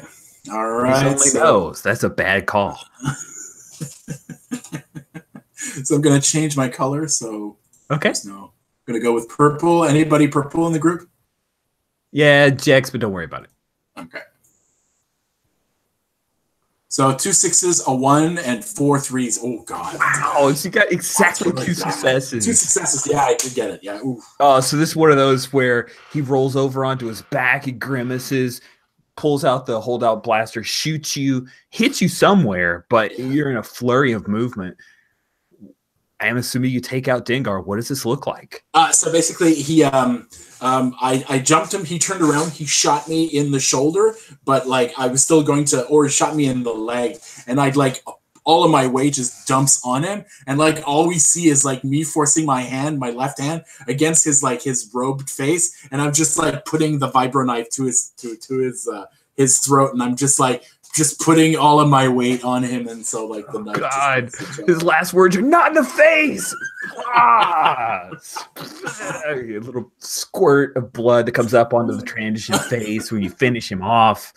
Oh man, that's rough. That's rough. And I literally fall unconscious on his body. Like I'm out. Yes. Oh, that's so good. It's so good. So yeah, bit of moment passes as we stay with you up on the desert. Like there's sand that kind of comes across you and the dead Dengar, the unconscious transition, and then we see our 4 members start to come up. So who is carrying the unconscious form of Vulture? Because he is out. Like he needs medical attention, or you can finish him off. Totally up to you. Base. What happens to Vulture down there? Are you guys bringing him back up, or does he never see the light of day? I think the high has tempered Base's anger a little. I think she's tripping balls, but she's like one of those very chill trippers that she just says nonsense stuff, but she doesn't really do a lot. And if you tell her, "Oh, you sit over there," she goes, "Okay," and she just sits and starts saying, "That's why you can set water on fire, man. It doesn't work. It's not good for anyone. No." And so she's going to be more liable to not go straight for the gun and shoot him. So she's going to be encouraged to drag him out if everybody else allows him to live. You're the prez. I don't think anybody's going to argue with that. Cool. So the 4 of you come out with Vulture. The little bridge that was built, you can pull the spice back. 3 of the containers are still functional. So we'll just kind of fast forward a little bit of time. Ro, you get some who wants to, like, what does it look like the person who's trying to bring Ro out of it? Because she's been knocked out and hurt pretty bad. Give me that scene, and then we'll just call that a little bit of a bonding moment, and we can give her back some karks. But what does that look like? Who wants to administer first aid or help her out? I think Ulkark should, just for the meta reason that he has the least cards, and he was the one who psyched her up for this battle. So maybe That's he's true. like, "Oh, I pushed her to do this, and now she's hurt." The president has said that this needs I to like happen. that. I think so. Yeah, Ukwork. Maybe Ukwork's the one who actually was holding Vulture's body, sort of props Vulture up, and then Baze pulls Ukwork aside and points over at Ro, and Ukwork sort of goes over and goes, "How's it feel to be a badass?"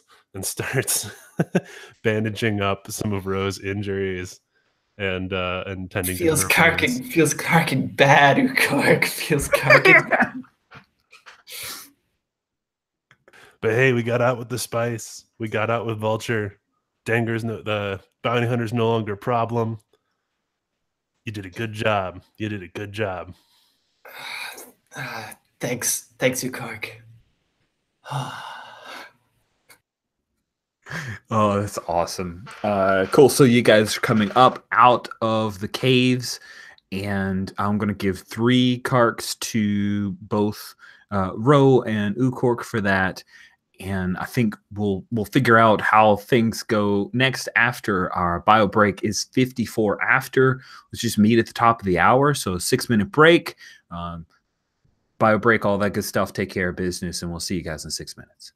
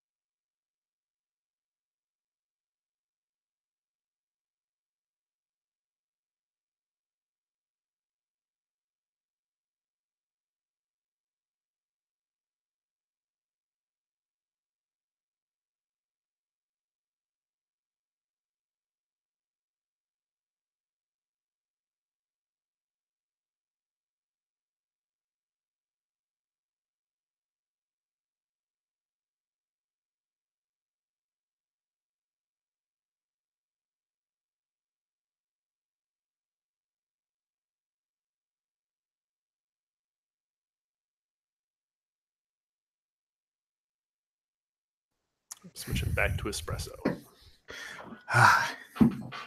Good stuff. Can't believe you guys killed Dengar. I thought he was getting away for a minute there. I really thought.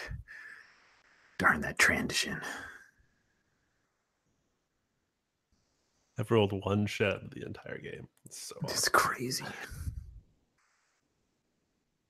Ukork's taking all of our good rolls, and I'm fine with that. Well, I'm thinking no chefs because I haven't rolled today. I just helped people fulfill their dreams, which is awesome.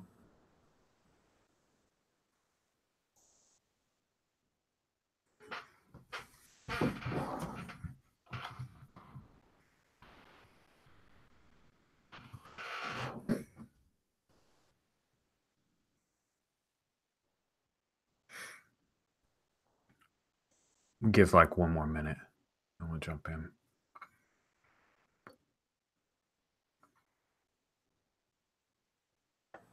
So, Rich, we're both on the girl on the ground today, right? I'm sorry? We're both on the playtest tomorrow, today afternoon, right? Yes. Oh, I'm totally stoked for that. Yeah, I haven't had a chance to look at the playbooks. I'm gonna look them over with lunch. I haven't either. Yeah, that's my plan. Have lunch in an hour and read through some stuff. What's the playtest stuff? Girl Underground? Yes, Girl Yeah. Underground. A new game that Jesse Ross of the Gauntlet community and Laura McMahon from the Gauntlet. They both work on Codex. They're working on this game. It's little Alice in Wonderland PBTA kind of deal. Yeah, a little Wizard of Oz, maybe. Yeah. I was looking at the locations, and it seems to go that way. It's pretty interesting stuff. The I can't think of what is shoot.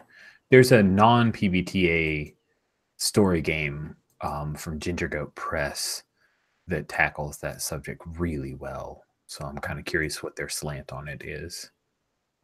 Now I gotta look up what that game is. It'll just take a second. More than a second. Heroin. Which I understand the name for it. Yeah. But I hate saying it because people always think I'm talking about drugs. You got to be careful about your big core system. I want to call it heroine for some reason. Heroine. I like to play the RPG heroine. All right, cool. Blaze will catch up with us. Let's jump back in. We only have a little less than an hour, and I do like to stop just a wee bit early for feedback and the like. So let's get back into it. All right, my hearties. You have defeated Dengar the Bounty Hunter, Corellian, bounty hunter of note, so worthy that he's worked for Darth Vader, of all people. And you guys took him out. His ship, which is a nice little starship, could fetch a good price if it were functional. Is the cockpit is slagged, like it's still smoking. You've got an HK-77 assassin droid that you took out in the cockpit in what the slagged, burning remains of the cockpit. There you have 3 giant containers of spice. You have an unconscious and shot full of holes vulture, who is also still a little high on spice, but that's okay because he's out of it, so he's probably having some nice dreams. And all of you guys are taking quite a bit of wounds. So let's pick up there. What's the intent here, Base?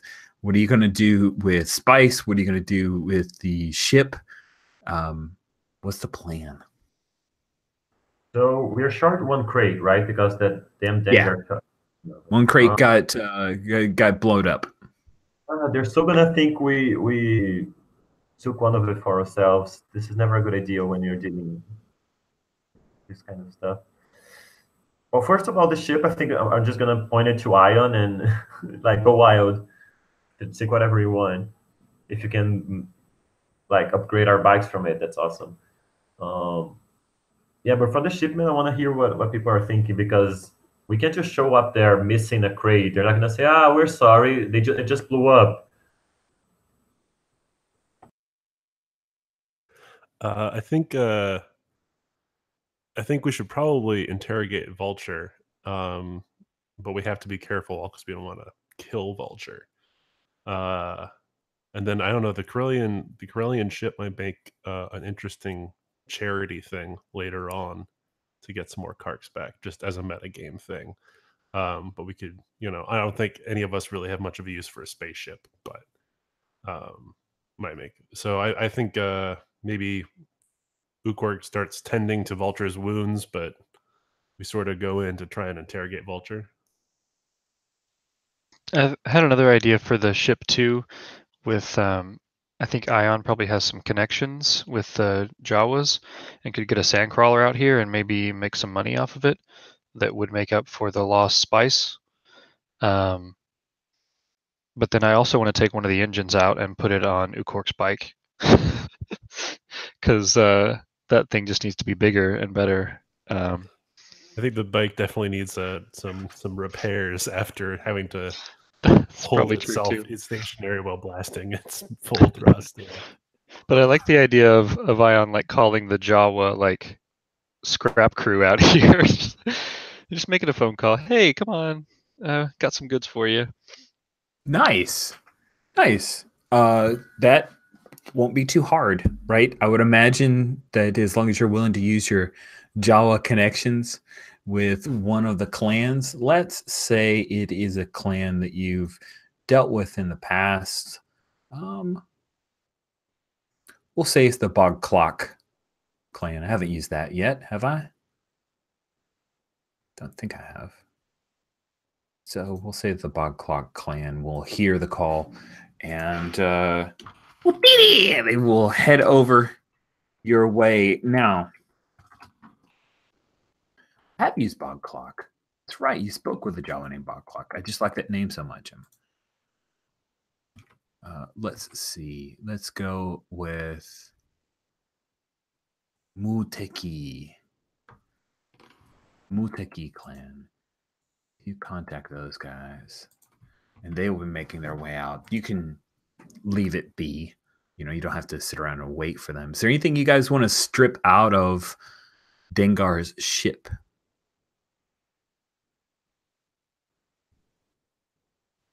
I guess we could look for weapons and that kind of stuff. He probably, since he's a bounty hunter, has some good gadgets. And then if the HK-77 head is still usable, I'm gonna grab that for my own purposes. Okay, well, we need to have that scene. So you go through, you're able to find his backup repeating blaster. He's got a jetpack, and you head into the cockpit. The flames, like, it's gotten to the point where it's mostly metal and it's burning a lot of wires, so the fire is still very smoky, but isn't spreading as fast. And when you come upon, you see the amber eyes of the HK-77 unit as they look up at you, and you hear it. Oh, great. Good job. Oh, don't worry. You won't remember any of this. Really? You're going to wipe my memory? Well, after... At least grab Oh, sorry, go ahead. At least grab my chassis. It can be salvaged. Okay. I'll take you up on that. I won't wipe your memory if you're cooperative. Well, of course I'll be cooperative then. Meatbag. What can you tell us about your compatriot Dengar? Well, he stuck a restraining bolt on me whenever I didn't do exactly as he ordered. Oh, I hate those things. Currently working a contract for the Empire, but decided to take a side contract for Jabba the Hutt about some stolen spice. So Jabba called him to get his spice back. That makes sense. Do you know how Dengar found the spice? Interrogated a Rhodian. I watched it. It was very sloppy. It took much longer than it needed to. Did you record the footage? I get it later. Of course. Audio That's only.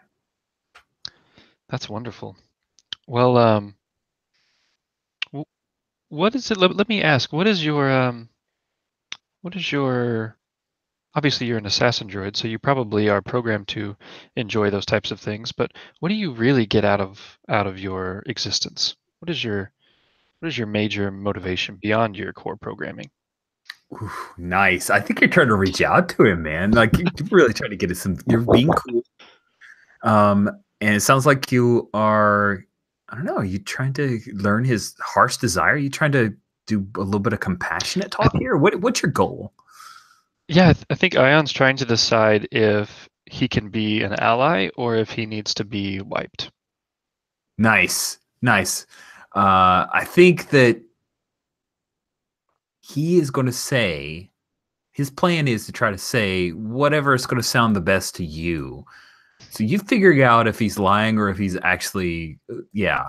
So let's say it's going to be hard because he's really been around for long enough to be good at lying. But he is a droid, and you're good with droids, so that's why it's possible for you to worm the truth out of him. All right. No, definitely pucker factor not in effect. You are in complete power of this right now. Okay.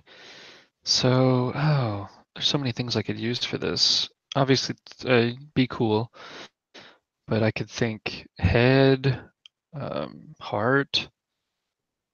I probably don't have any. I'm not like or anything like that. I don't think at this point. You think head or heart makes more sense? If you're trying to figure him out, head. If you're trying to reach out to him, heart. Does that make sense? Okay, I think it's yeah. I think it's heart for sure, because I like to think of myself as a little bit better than some of the other Jawas who are just trying to make money off of droids. I think that they are their own thing, and they deserve a little bit of respect. So I'll roll with heart.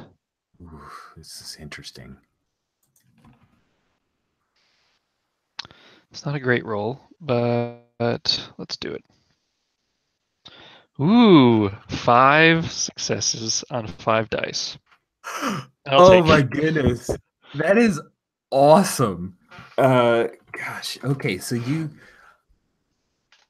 what is it that you really want other than what you're programming? And the HK-77 droid pauses for a moment. And he says,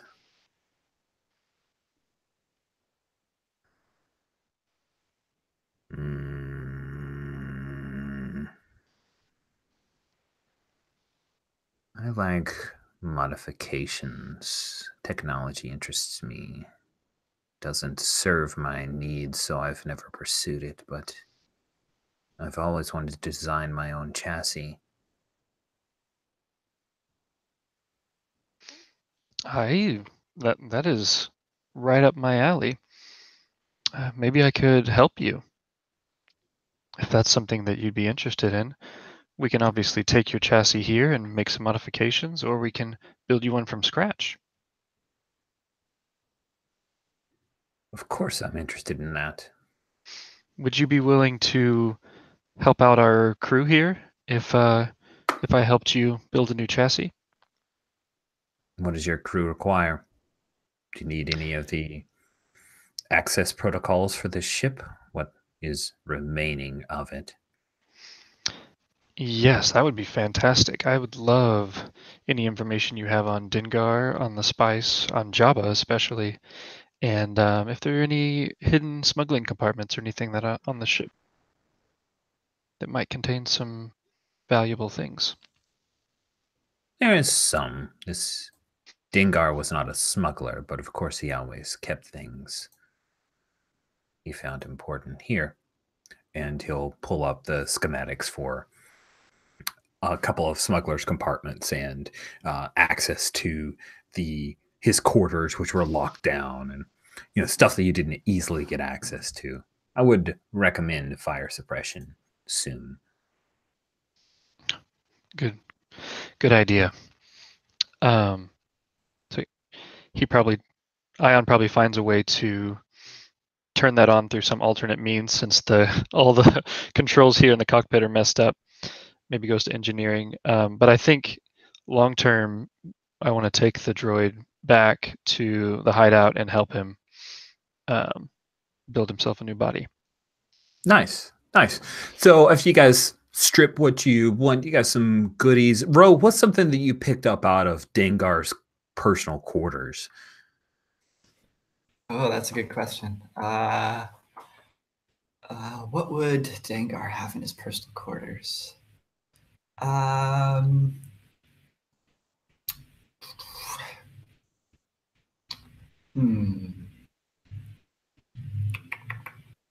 don't really know what I would want to pick up. Okay. Since Dengar's a bounty hunter, is there like something from the Mon Calamari, like a previous Mon Calamari that you may have had a relationship with or something? Like he kept a trophy and you're getting it back? Like he works for the Empire, right? So yeah, maybe like, yeah, I really like that idea. Like some memento that he considered a trophy. I don't really know what that would be though. Yeah, Can we give you a minute and we'll like circle back? Sure. Awesome, because I totally want to see like what Ro has on her person that she grabbed off of Dengar's quarters that tells us a little bit about either the Mon Call, what the trophy was, or what it means to her. So you guys are headed back towards you heading back to Moshura, or are you going on to Bestine with the stuff that you have? What's the plan here, Base? Have you already got the money from the Sandcrawler to make up for the lost cargo? Ooh, I mean, if you want to stick around for the Sandcrawler and make them pay you for the scrap, they can do that. Yeah, we can fast forward past that. Unless we wanted to have a scene with Ion dealing with the Jawa. I imagine it's just one of those like sweeping John Williams music playing, right? And you're having the conversation, and maybe one of the Jawa comes up and gives you a hug. And of course, there's the Jawa want you back, but you look off to the crew. You don't leave with them. I totally see that moment. Yeah, I love it. I think Ukork wants one of the repeating blasters, one of the automated ones, and wants to mount it on the back of the bike for Grease to fire. It's sort of like a tail gunner thing, and maybe there's a scene of just like Ukork and a Jawa like wrestling back and forth with the gun. Yes. Oh, yes. And then a couple other comes Jawa over like and jump like onto waves the down. gun Yeah. so they can have enough weight. But eventually, I imagine you get your way because you're a Gamorrean. Base just gets like any pocket cash that he had lying around his room and his collection of CDs. Yeah, he's got a few like little data crystals of music. He was really into Bish synth jazz. I was gonna say, who listens to this? And I'm throwing this out. Yeah, you like walk into his quarters and like these like dark red lights going. Yeah.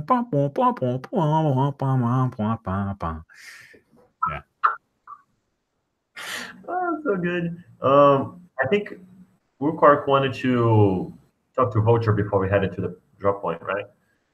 Yeah. Oh, and because Josh G, your thing, I have to throw in. You find that he has like a data crystal of the entire 16 season run of Young and the Clanless, which is this like ongoing soap opera about it's like a couple of like someone who was kicked out of their clan and they're traveling across the galaxy, and yeah. All right, cool. So you guys would have a conversation with him. It's the Blu-ray collection of Young and the Clanless. I'm trying to remember the species from Young and the Clanless. I'm spacing. Quinlan Voss was one of them.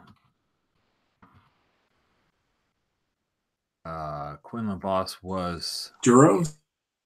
a Kifu. Yeah, sorry. You just Blaze. You started talking and then you muted. I thought Quinlan Voss was a Duros, but I was wrong. No, he was a Kifu. They were the ones that had the kind of paint stripes over their noses a lot of times.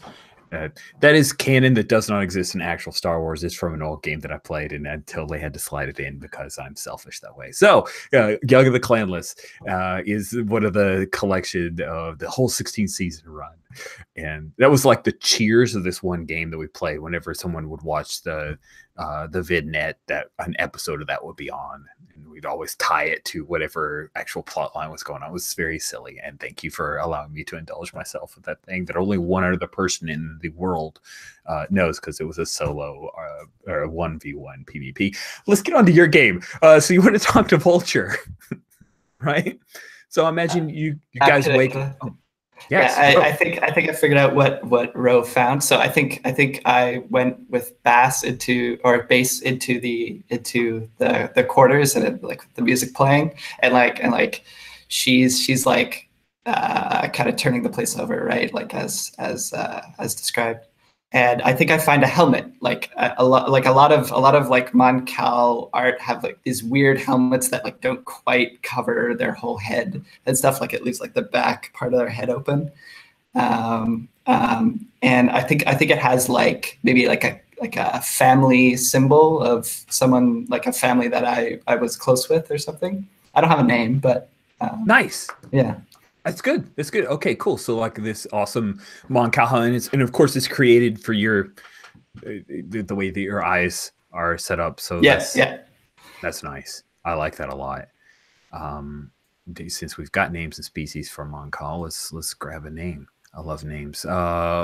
We could call it the Hogs. No, Vraco, Pashnia, Thalu. Any of those sound good? Alec. I like the first one, Vraco.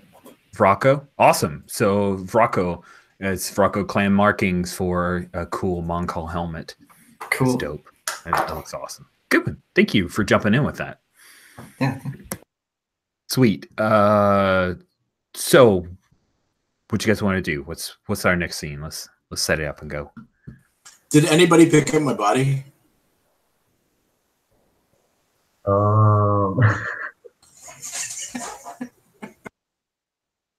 We did. We sure did. It was happening in the background. Jex took care of it. He wasn't doing much earlier. Was I like my body just put on the booster seat, like flipped over and just like? Yeah, it just kind of lashed you down. Yeah, that's good. That's good. All right. Head on your head is like. I'm imagining that the engine of this Corellian freighter is like just it's big, right? So how did you rig this Ion to be drug? I mean, I don't imagine you could attach it like right away. It's one of those like you drag it behind on Ukork's bike kind of thing, or what? Yeah, I think because it is so big, we're gonna have to take it back to the shop. But my idea. It's kind of inspired by Ukork's original design with the pod racer engines. So I think we're going to use one of those episode 1 like ion coupling laser things to just rig it up so that it kind of like tails behind the other engines in the middle maybe. And it's just like a giant nitrous booster essentially. You can't use it all the time probably because it would just like blow up or just like tear through your bike, but you can use it for boosts and stuff.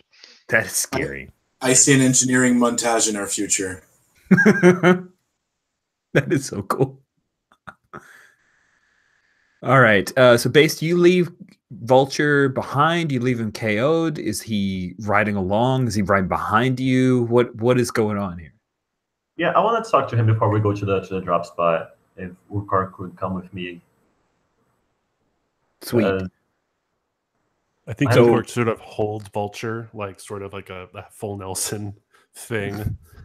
Nice. Base, because Ukork is sort of just, making sure that if Vulture tries to make a run for it, that he can't.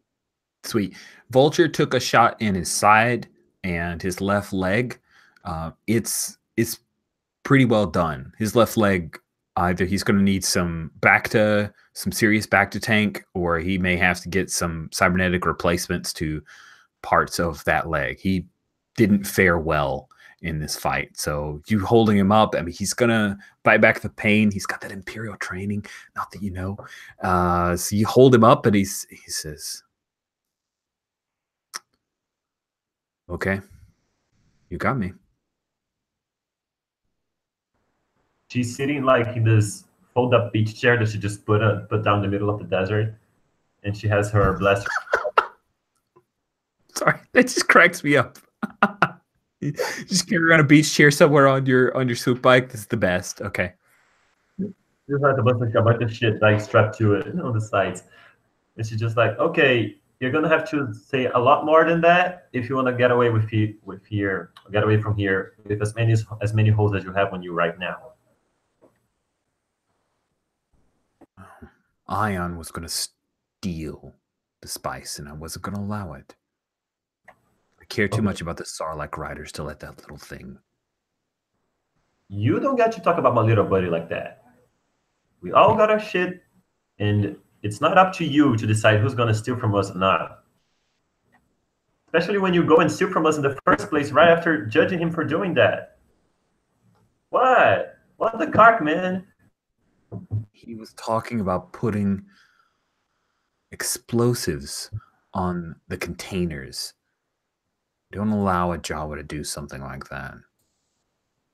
He's not a Jawa. He's our Jawa. He's our friend. God, you're such a human.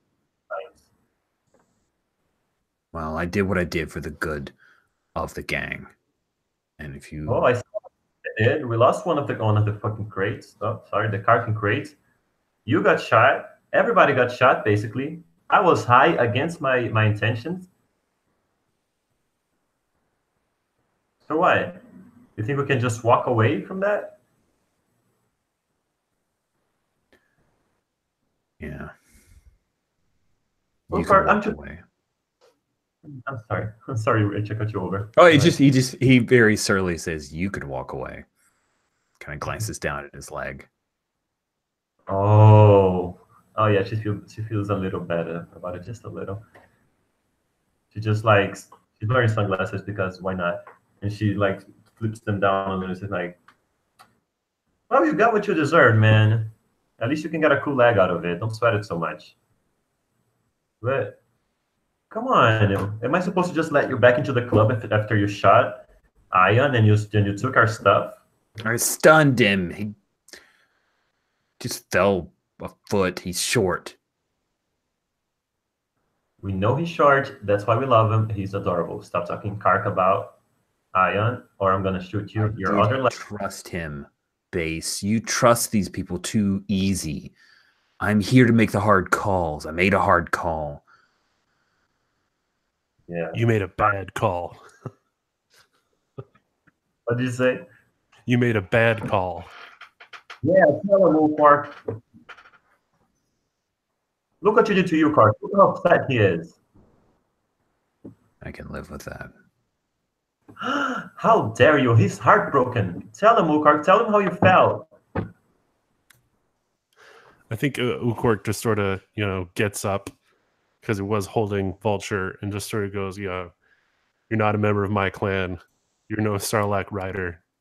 And just walks away. Oh, God, that gets to him. Oh, that gets to him. He falls down, right? He can't even stand on that leg, so he falls to the sand. Oh my God. As Base sees him walking away, and she's like, okay, if Ukark doesn't want to forgive him, I'm not going to forgive him. And she just gets up, folds her chair, slings it over her back, and pulls out this, just like this very basic survival kit. It's not even as much as Ukark to, I forgot the guy's name. Yakar? To Yakar, the other assassin. It's just like a small bottle of water and some band-aids. And she just looks at Vulture and she says, here, for old time's sake. And she throws it back and she walks away. And she's humming as she goes along. Nice. And you guys all mount up. And Yeah. Sorry. Just since they have a little history, I think Ion's gonna walk up and kneel by Vulture and say, "Look, I realize that things happen really quickly in there. I forgive you if you forgive me. I did act first, I'll admit it. Even though you drew a blaster on me, out for our team, and maybe you didn't see it that way." He doesn't even meet your eyes. He's just looking angrily out at Base, who's just all their history. She said he's done, and he finally looks at you and he says, "Ichuta."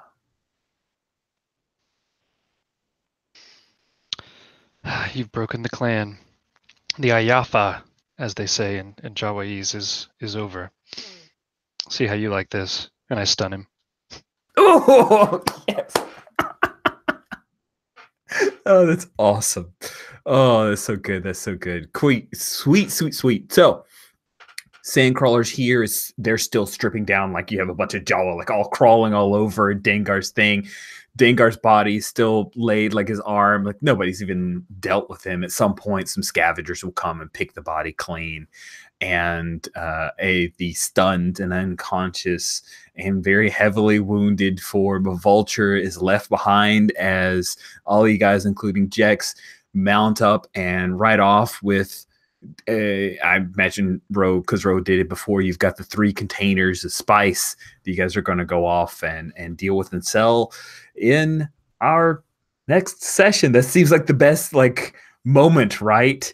For us to end our thing. Yeah, I feel bad for Vulture too. He did what he thought was right, but he did it in a very dickish way. Maybe he'll earn his way back in. Who knows? Who knows? Like him, I was just like, he shot one of the members of the group. How do you just let someone like that back in? You know? Yeah, no. As soon as you said that, Vulture was like, "Yeah, I know how this is going." And then Ukor trumped it. Like, "No, I'm even mad." And then you're talking about hurt feelings, and of course I'm thinking Vulture. Like, we're talking about feelings. Great, yeah, awesome feelings. Cool. So with that, let's bring our session to a close. I had a great time. I'm going to give 5 XP to everyone. If you take a look, Blaze, because we hadn't discussed this before, around P30 on the character keeper is the spending experience. And all it is, you take your present level of a thing and times a number, and that's how much XP it costs for you to raise things. So yeah, the 5 XP is what I'm granting everybody. Everybody's doing pretty okay on Karks. Poor Grease, very low on Karks. You burn through so many of those. So let's. I know Greg had to step away. We'll take like a 2-minute bio, and then we'll do our feedback, which is Roses and Thorns, and I'll release you guys to your own recognizance. So just take a couple minutes until Greg gets back. See you guys in a minute.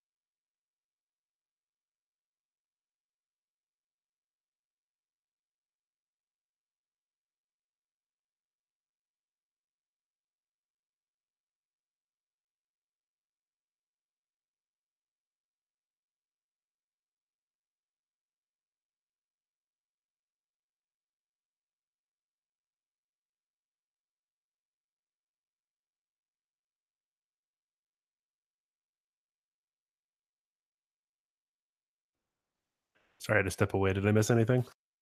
You missed us just taking a break so we could do our feedback. So it was good timing, actually. So we'll go ahead and do roses and thorns. We start with thorns. Thorns are anything about the game was confusing or aspects of the interaction that was disappointing, things that you would have liked to see differently, anything along those lines. Blaze, we'll go ahead and start with you, and then I'll work my way across because Luis hasn't come back yet. So what thorns did you have from today's session? I don't think I have any thorns. Yeah, I'll keep my words for the roses. Yeah, I don't have anything. Sorry. Okay, cool. If somebody says something you want to chime in, feel free. Then we'll go to Greg. My only thorn is that we could have thrown to Grease more. Grease was only here for the one episode, and I think we had some fun, but I wanted, that's on me. So that's on it. Yeah. I don't know. You got some pretty cool scenes. I hear you. Like, Yes. I would have liked to have seen more spotlight time for Ro and more for Grease. Like that was my one thorn, is like I really wish I had put more things on those two guys. I appreciate Grease's like moment of being high, and we'll talk about that in roses, but that was pretty great. Josh D, what thorns did you have? Oh boy. Yeah, I'm not prepared to give any thorns. I can't really think of anything. I think I'm in the same boat as Blaze. Okay, cool. Again, if somebody says something and it sparks a memory and you want to give your own reflections on it, feel free. Josh G.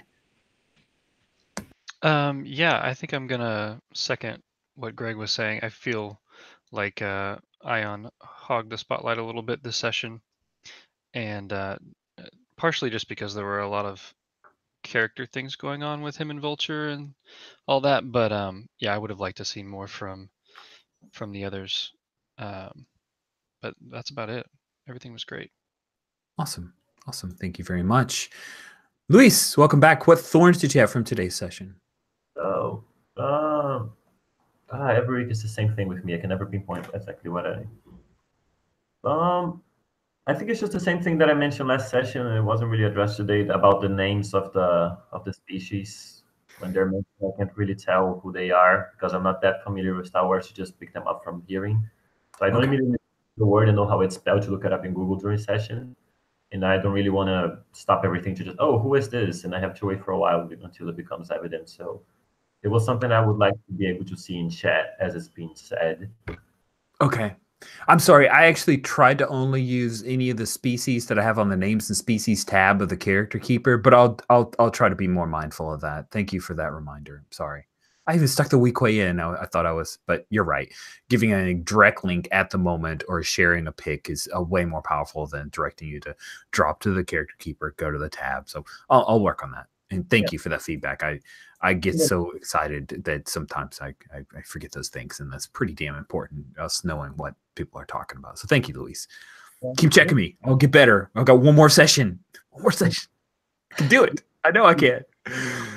Cool. We will stick with you for roses because I always like to do snake order, that where the person who got to go first in thorns has to go last on the other stuff. So what roses did you have? Attaboys to other players, moments of inspiration or highlight, things you'd like to see in the final session, whatever else positive things you have to say. Luis, what you got? I think my mic might be a little off. Sometimes I was speaking during the session and it wasn't really coming through at the same time I said it. Is it coming through all right? Yeah, actually, I remember that. There were a couple of times when you said something and I got a little confused because I couldn't quite hear you. It was almost like your main mic wasn't picking up and it was picking up off of like a different, like I've had times where people have a headset on, but is actually using their laptop mic. And I almost asked you about it, but I was able to make stuff out. I mean, it was good enough, but there were a couple times where I felt a little, like I had a little trouble. Yeah, I just got this very shitty headset. It's earphones actually. It's not even a headset, but I'm gonna work on that since I'm playing online so much. But anyway, roses. I am the worst person at roses. So first of all, I want to do something. I want to give you a rose, Rich, because last week I forgot and I just started spamming the the event on G Plus with all the cool stuff that you did. Thank you. So it's just like so good. All the character voices, all the situations. How even when we throw like a wrench in you, whatever you had planned, you just roll with the punches. Like, oh, we're just gonna blast the cockpit of the ship. I was like, what? That's crazy. It's just so good. Let me see what else. I'm gonna go with character order. So for Blaze, Grease was just so interesting to have. Like the minute he stepped into the scene, we knew what he was all about, and he followed through all the way. I thought that did a really good job with opening the session. I loved the interaction with the robot. I thought it was really sweet. Ro, I wish we'd seen more of her today. I did try to shift the spotlight over to her because I understand that I'm getting called out because I'm the president and I call the shots, but I'm always like, no, I'm the president, but I'm not the smart one. My base is not the brains here. But just the one moment that I can remember exactly what it was, but Joshua D had such a great insight about something. I can remember exactly what it was. And I was like, yeah, that makes perfect sense. And I hadn't thought about it. But yeah, you were very smart at one point, and I felt you being smart, and I can't remember what it was because my brain doesn't work sometimes. And Quark, so good. That idea to blast the engine on the cockpit was just genius. It was just really good, and incorporating Grease into your character was really nice as well. Like bringing him into the spotlight, I thought it was really sweet.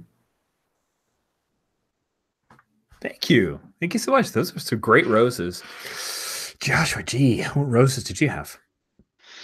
Oh, there's so many. I'm really enjoying this this game. I think your decision, Rich, to use the spice in the cave and have it go all over the place, it just added so much flavor to that scene. And I really appreciated that. And everybody did a great job of playing along with it and incorporating it into all of our actions and everything. Thought that was wonderful. Yeah, the cockpit scene was just ridiculous and fun. The stalactites, obviously Ro calling that out, and then all of us kind of like working together to make that happen was a really nice, good team scene.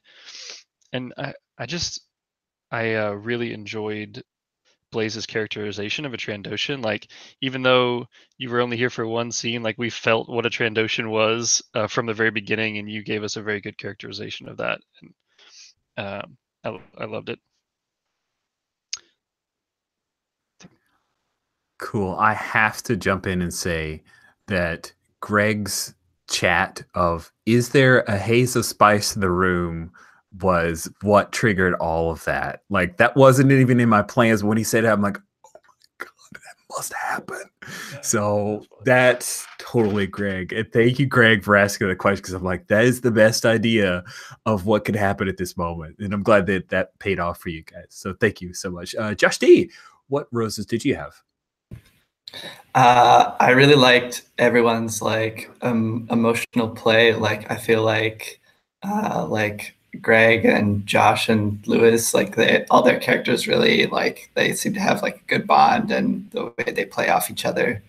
And I like that we kind of wrapped up the Ion Vulture stuff this session. I thought that was really satisfying, and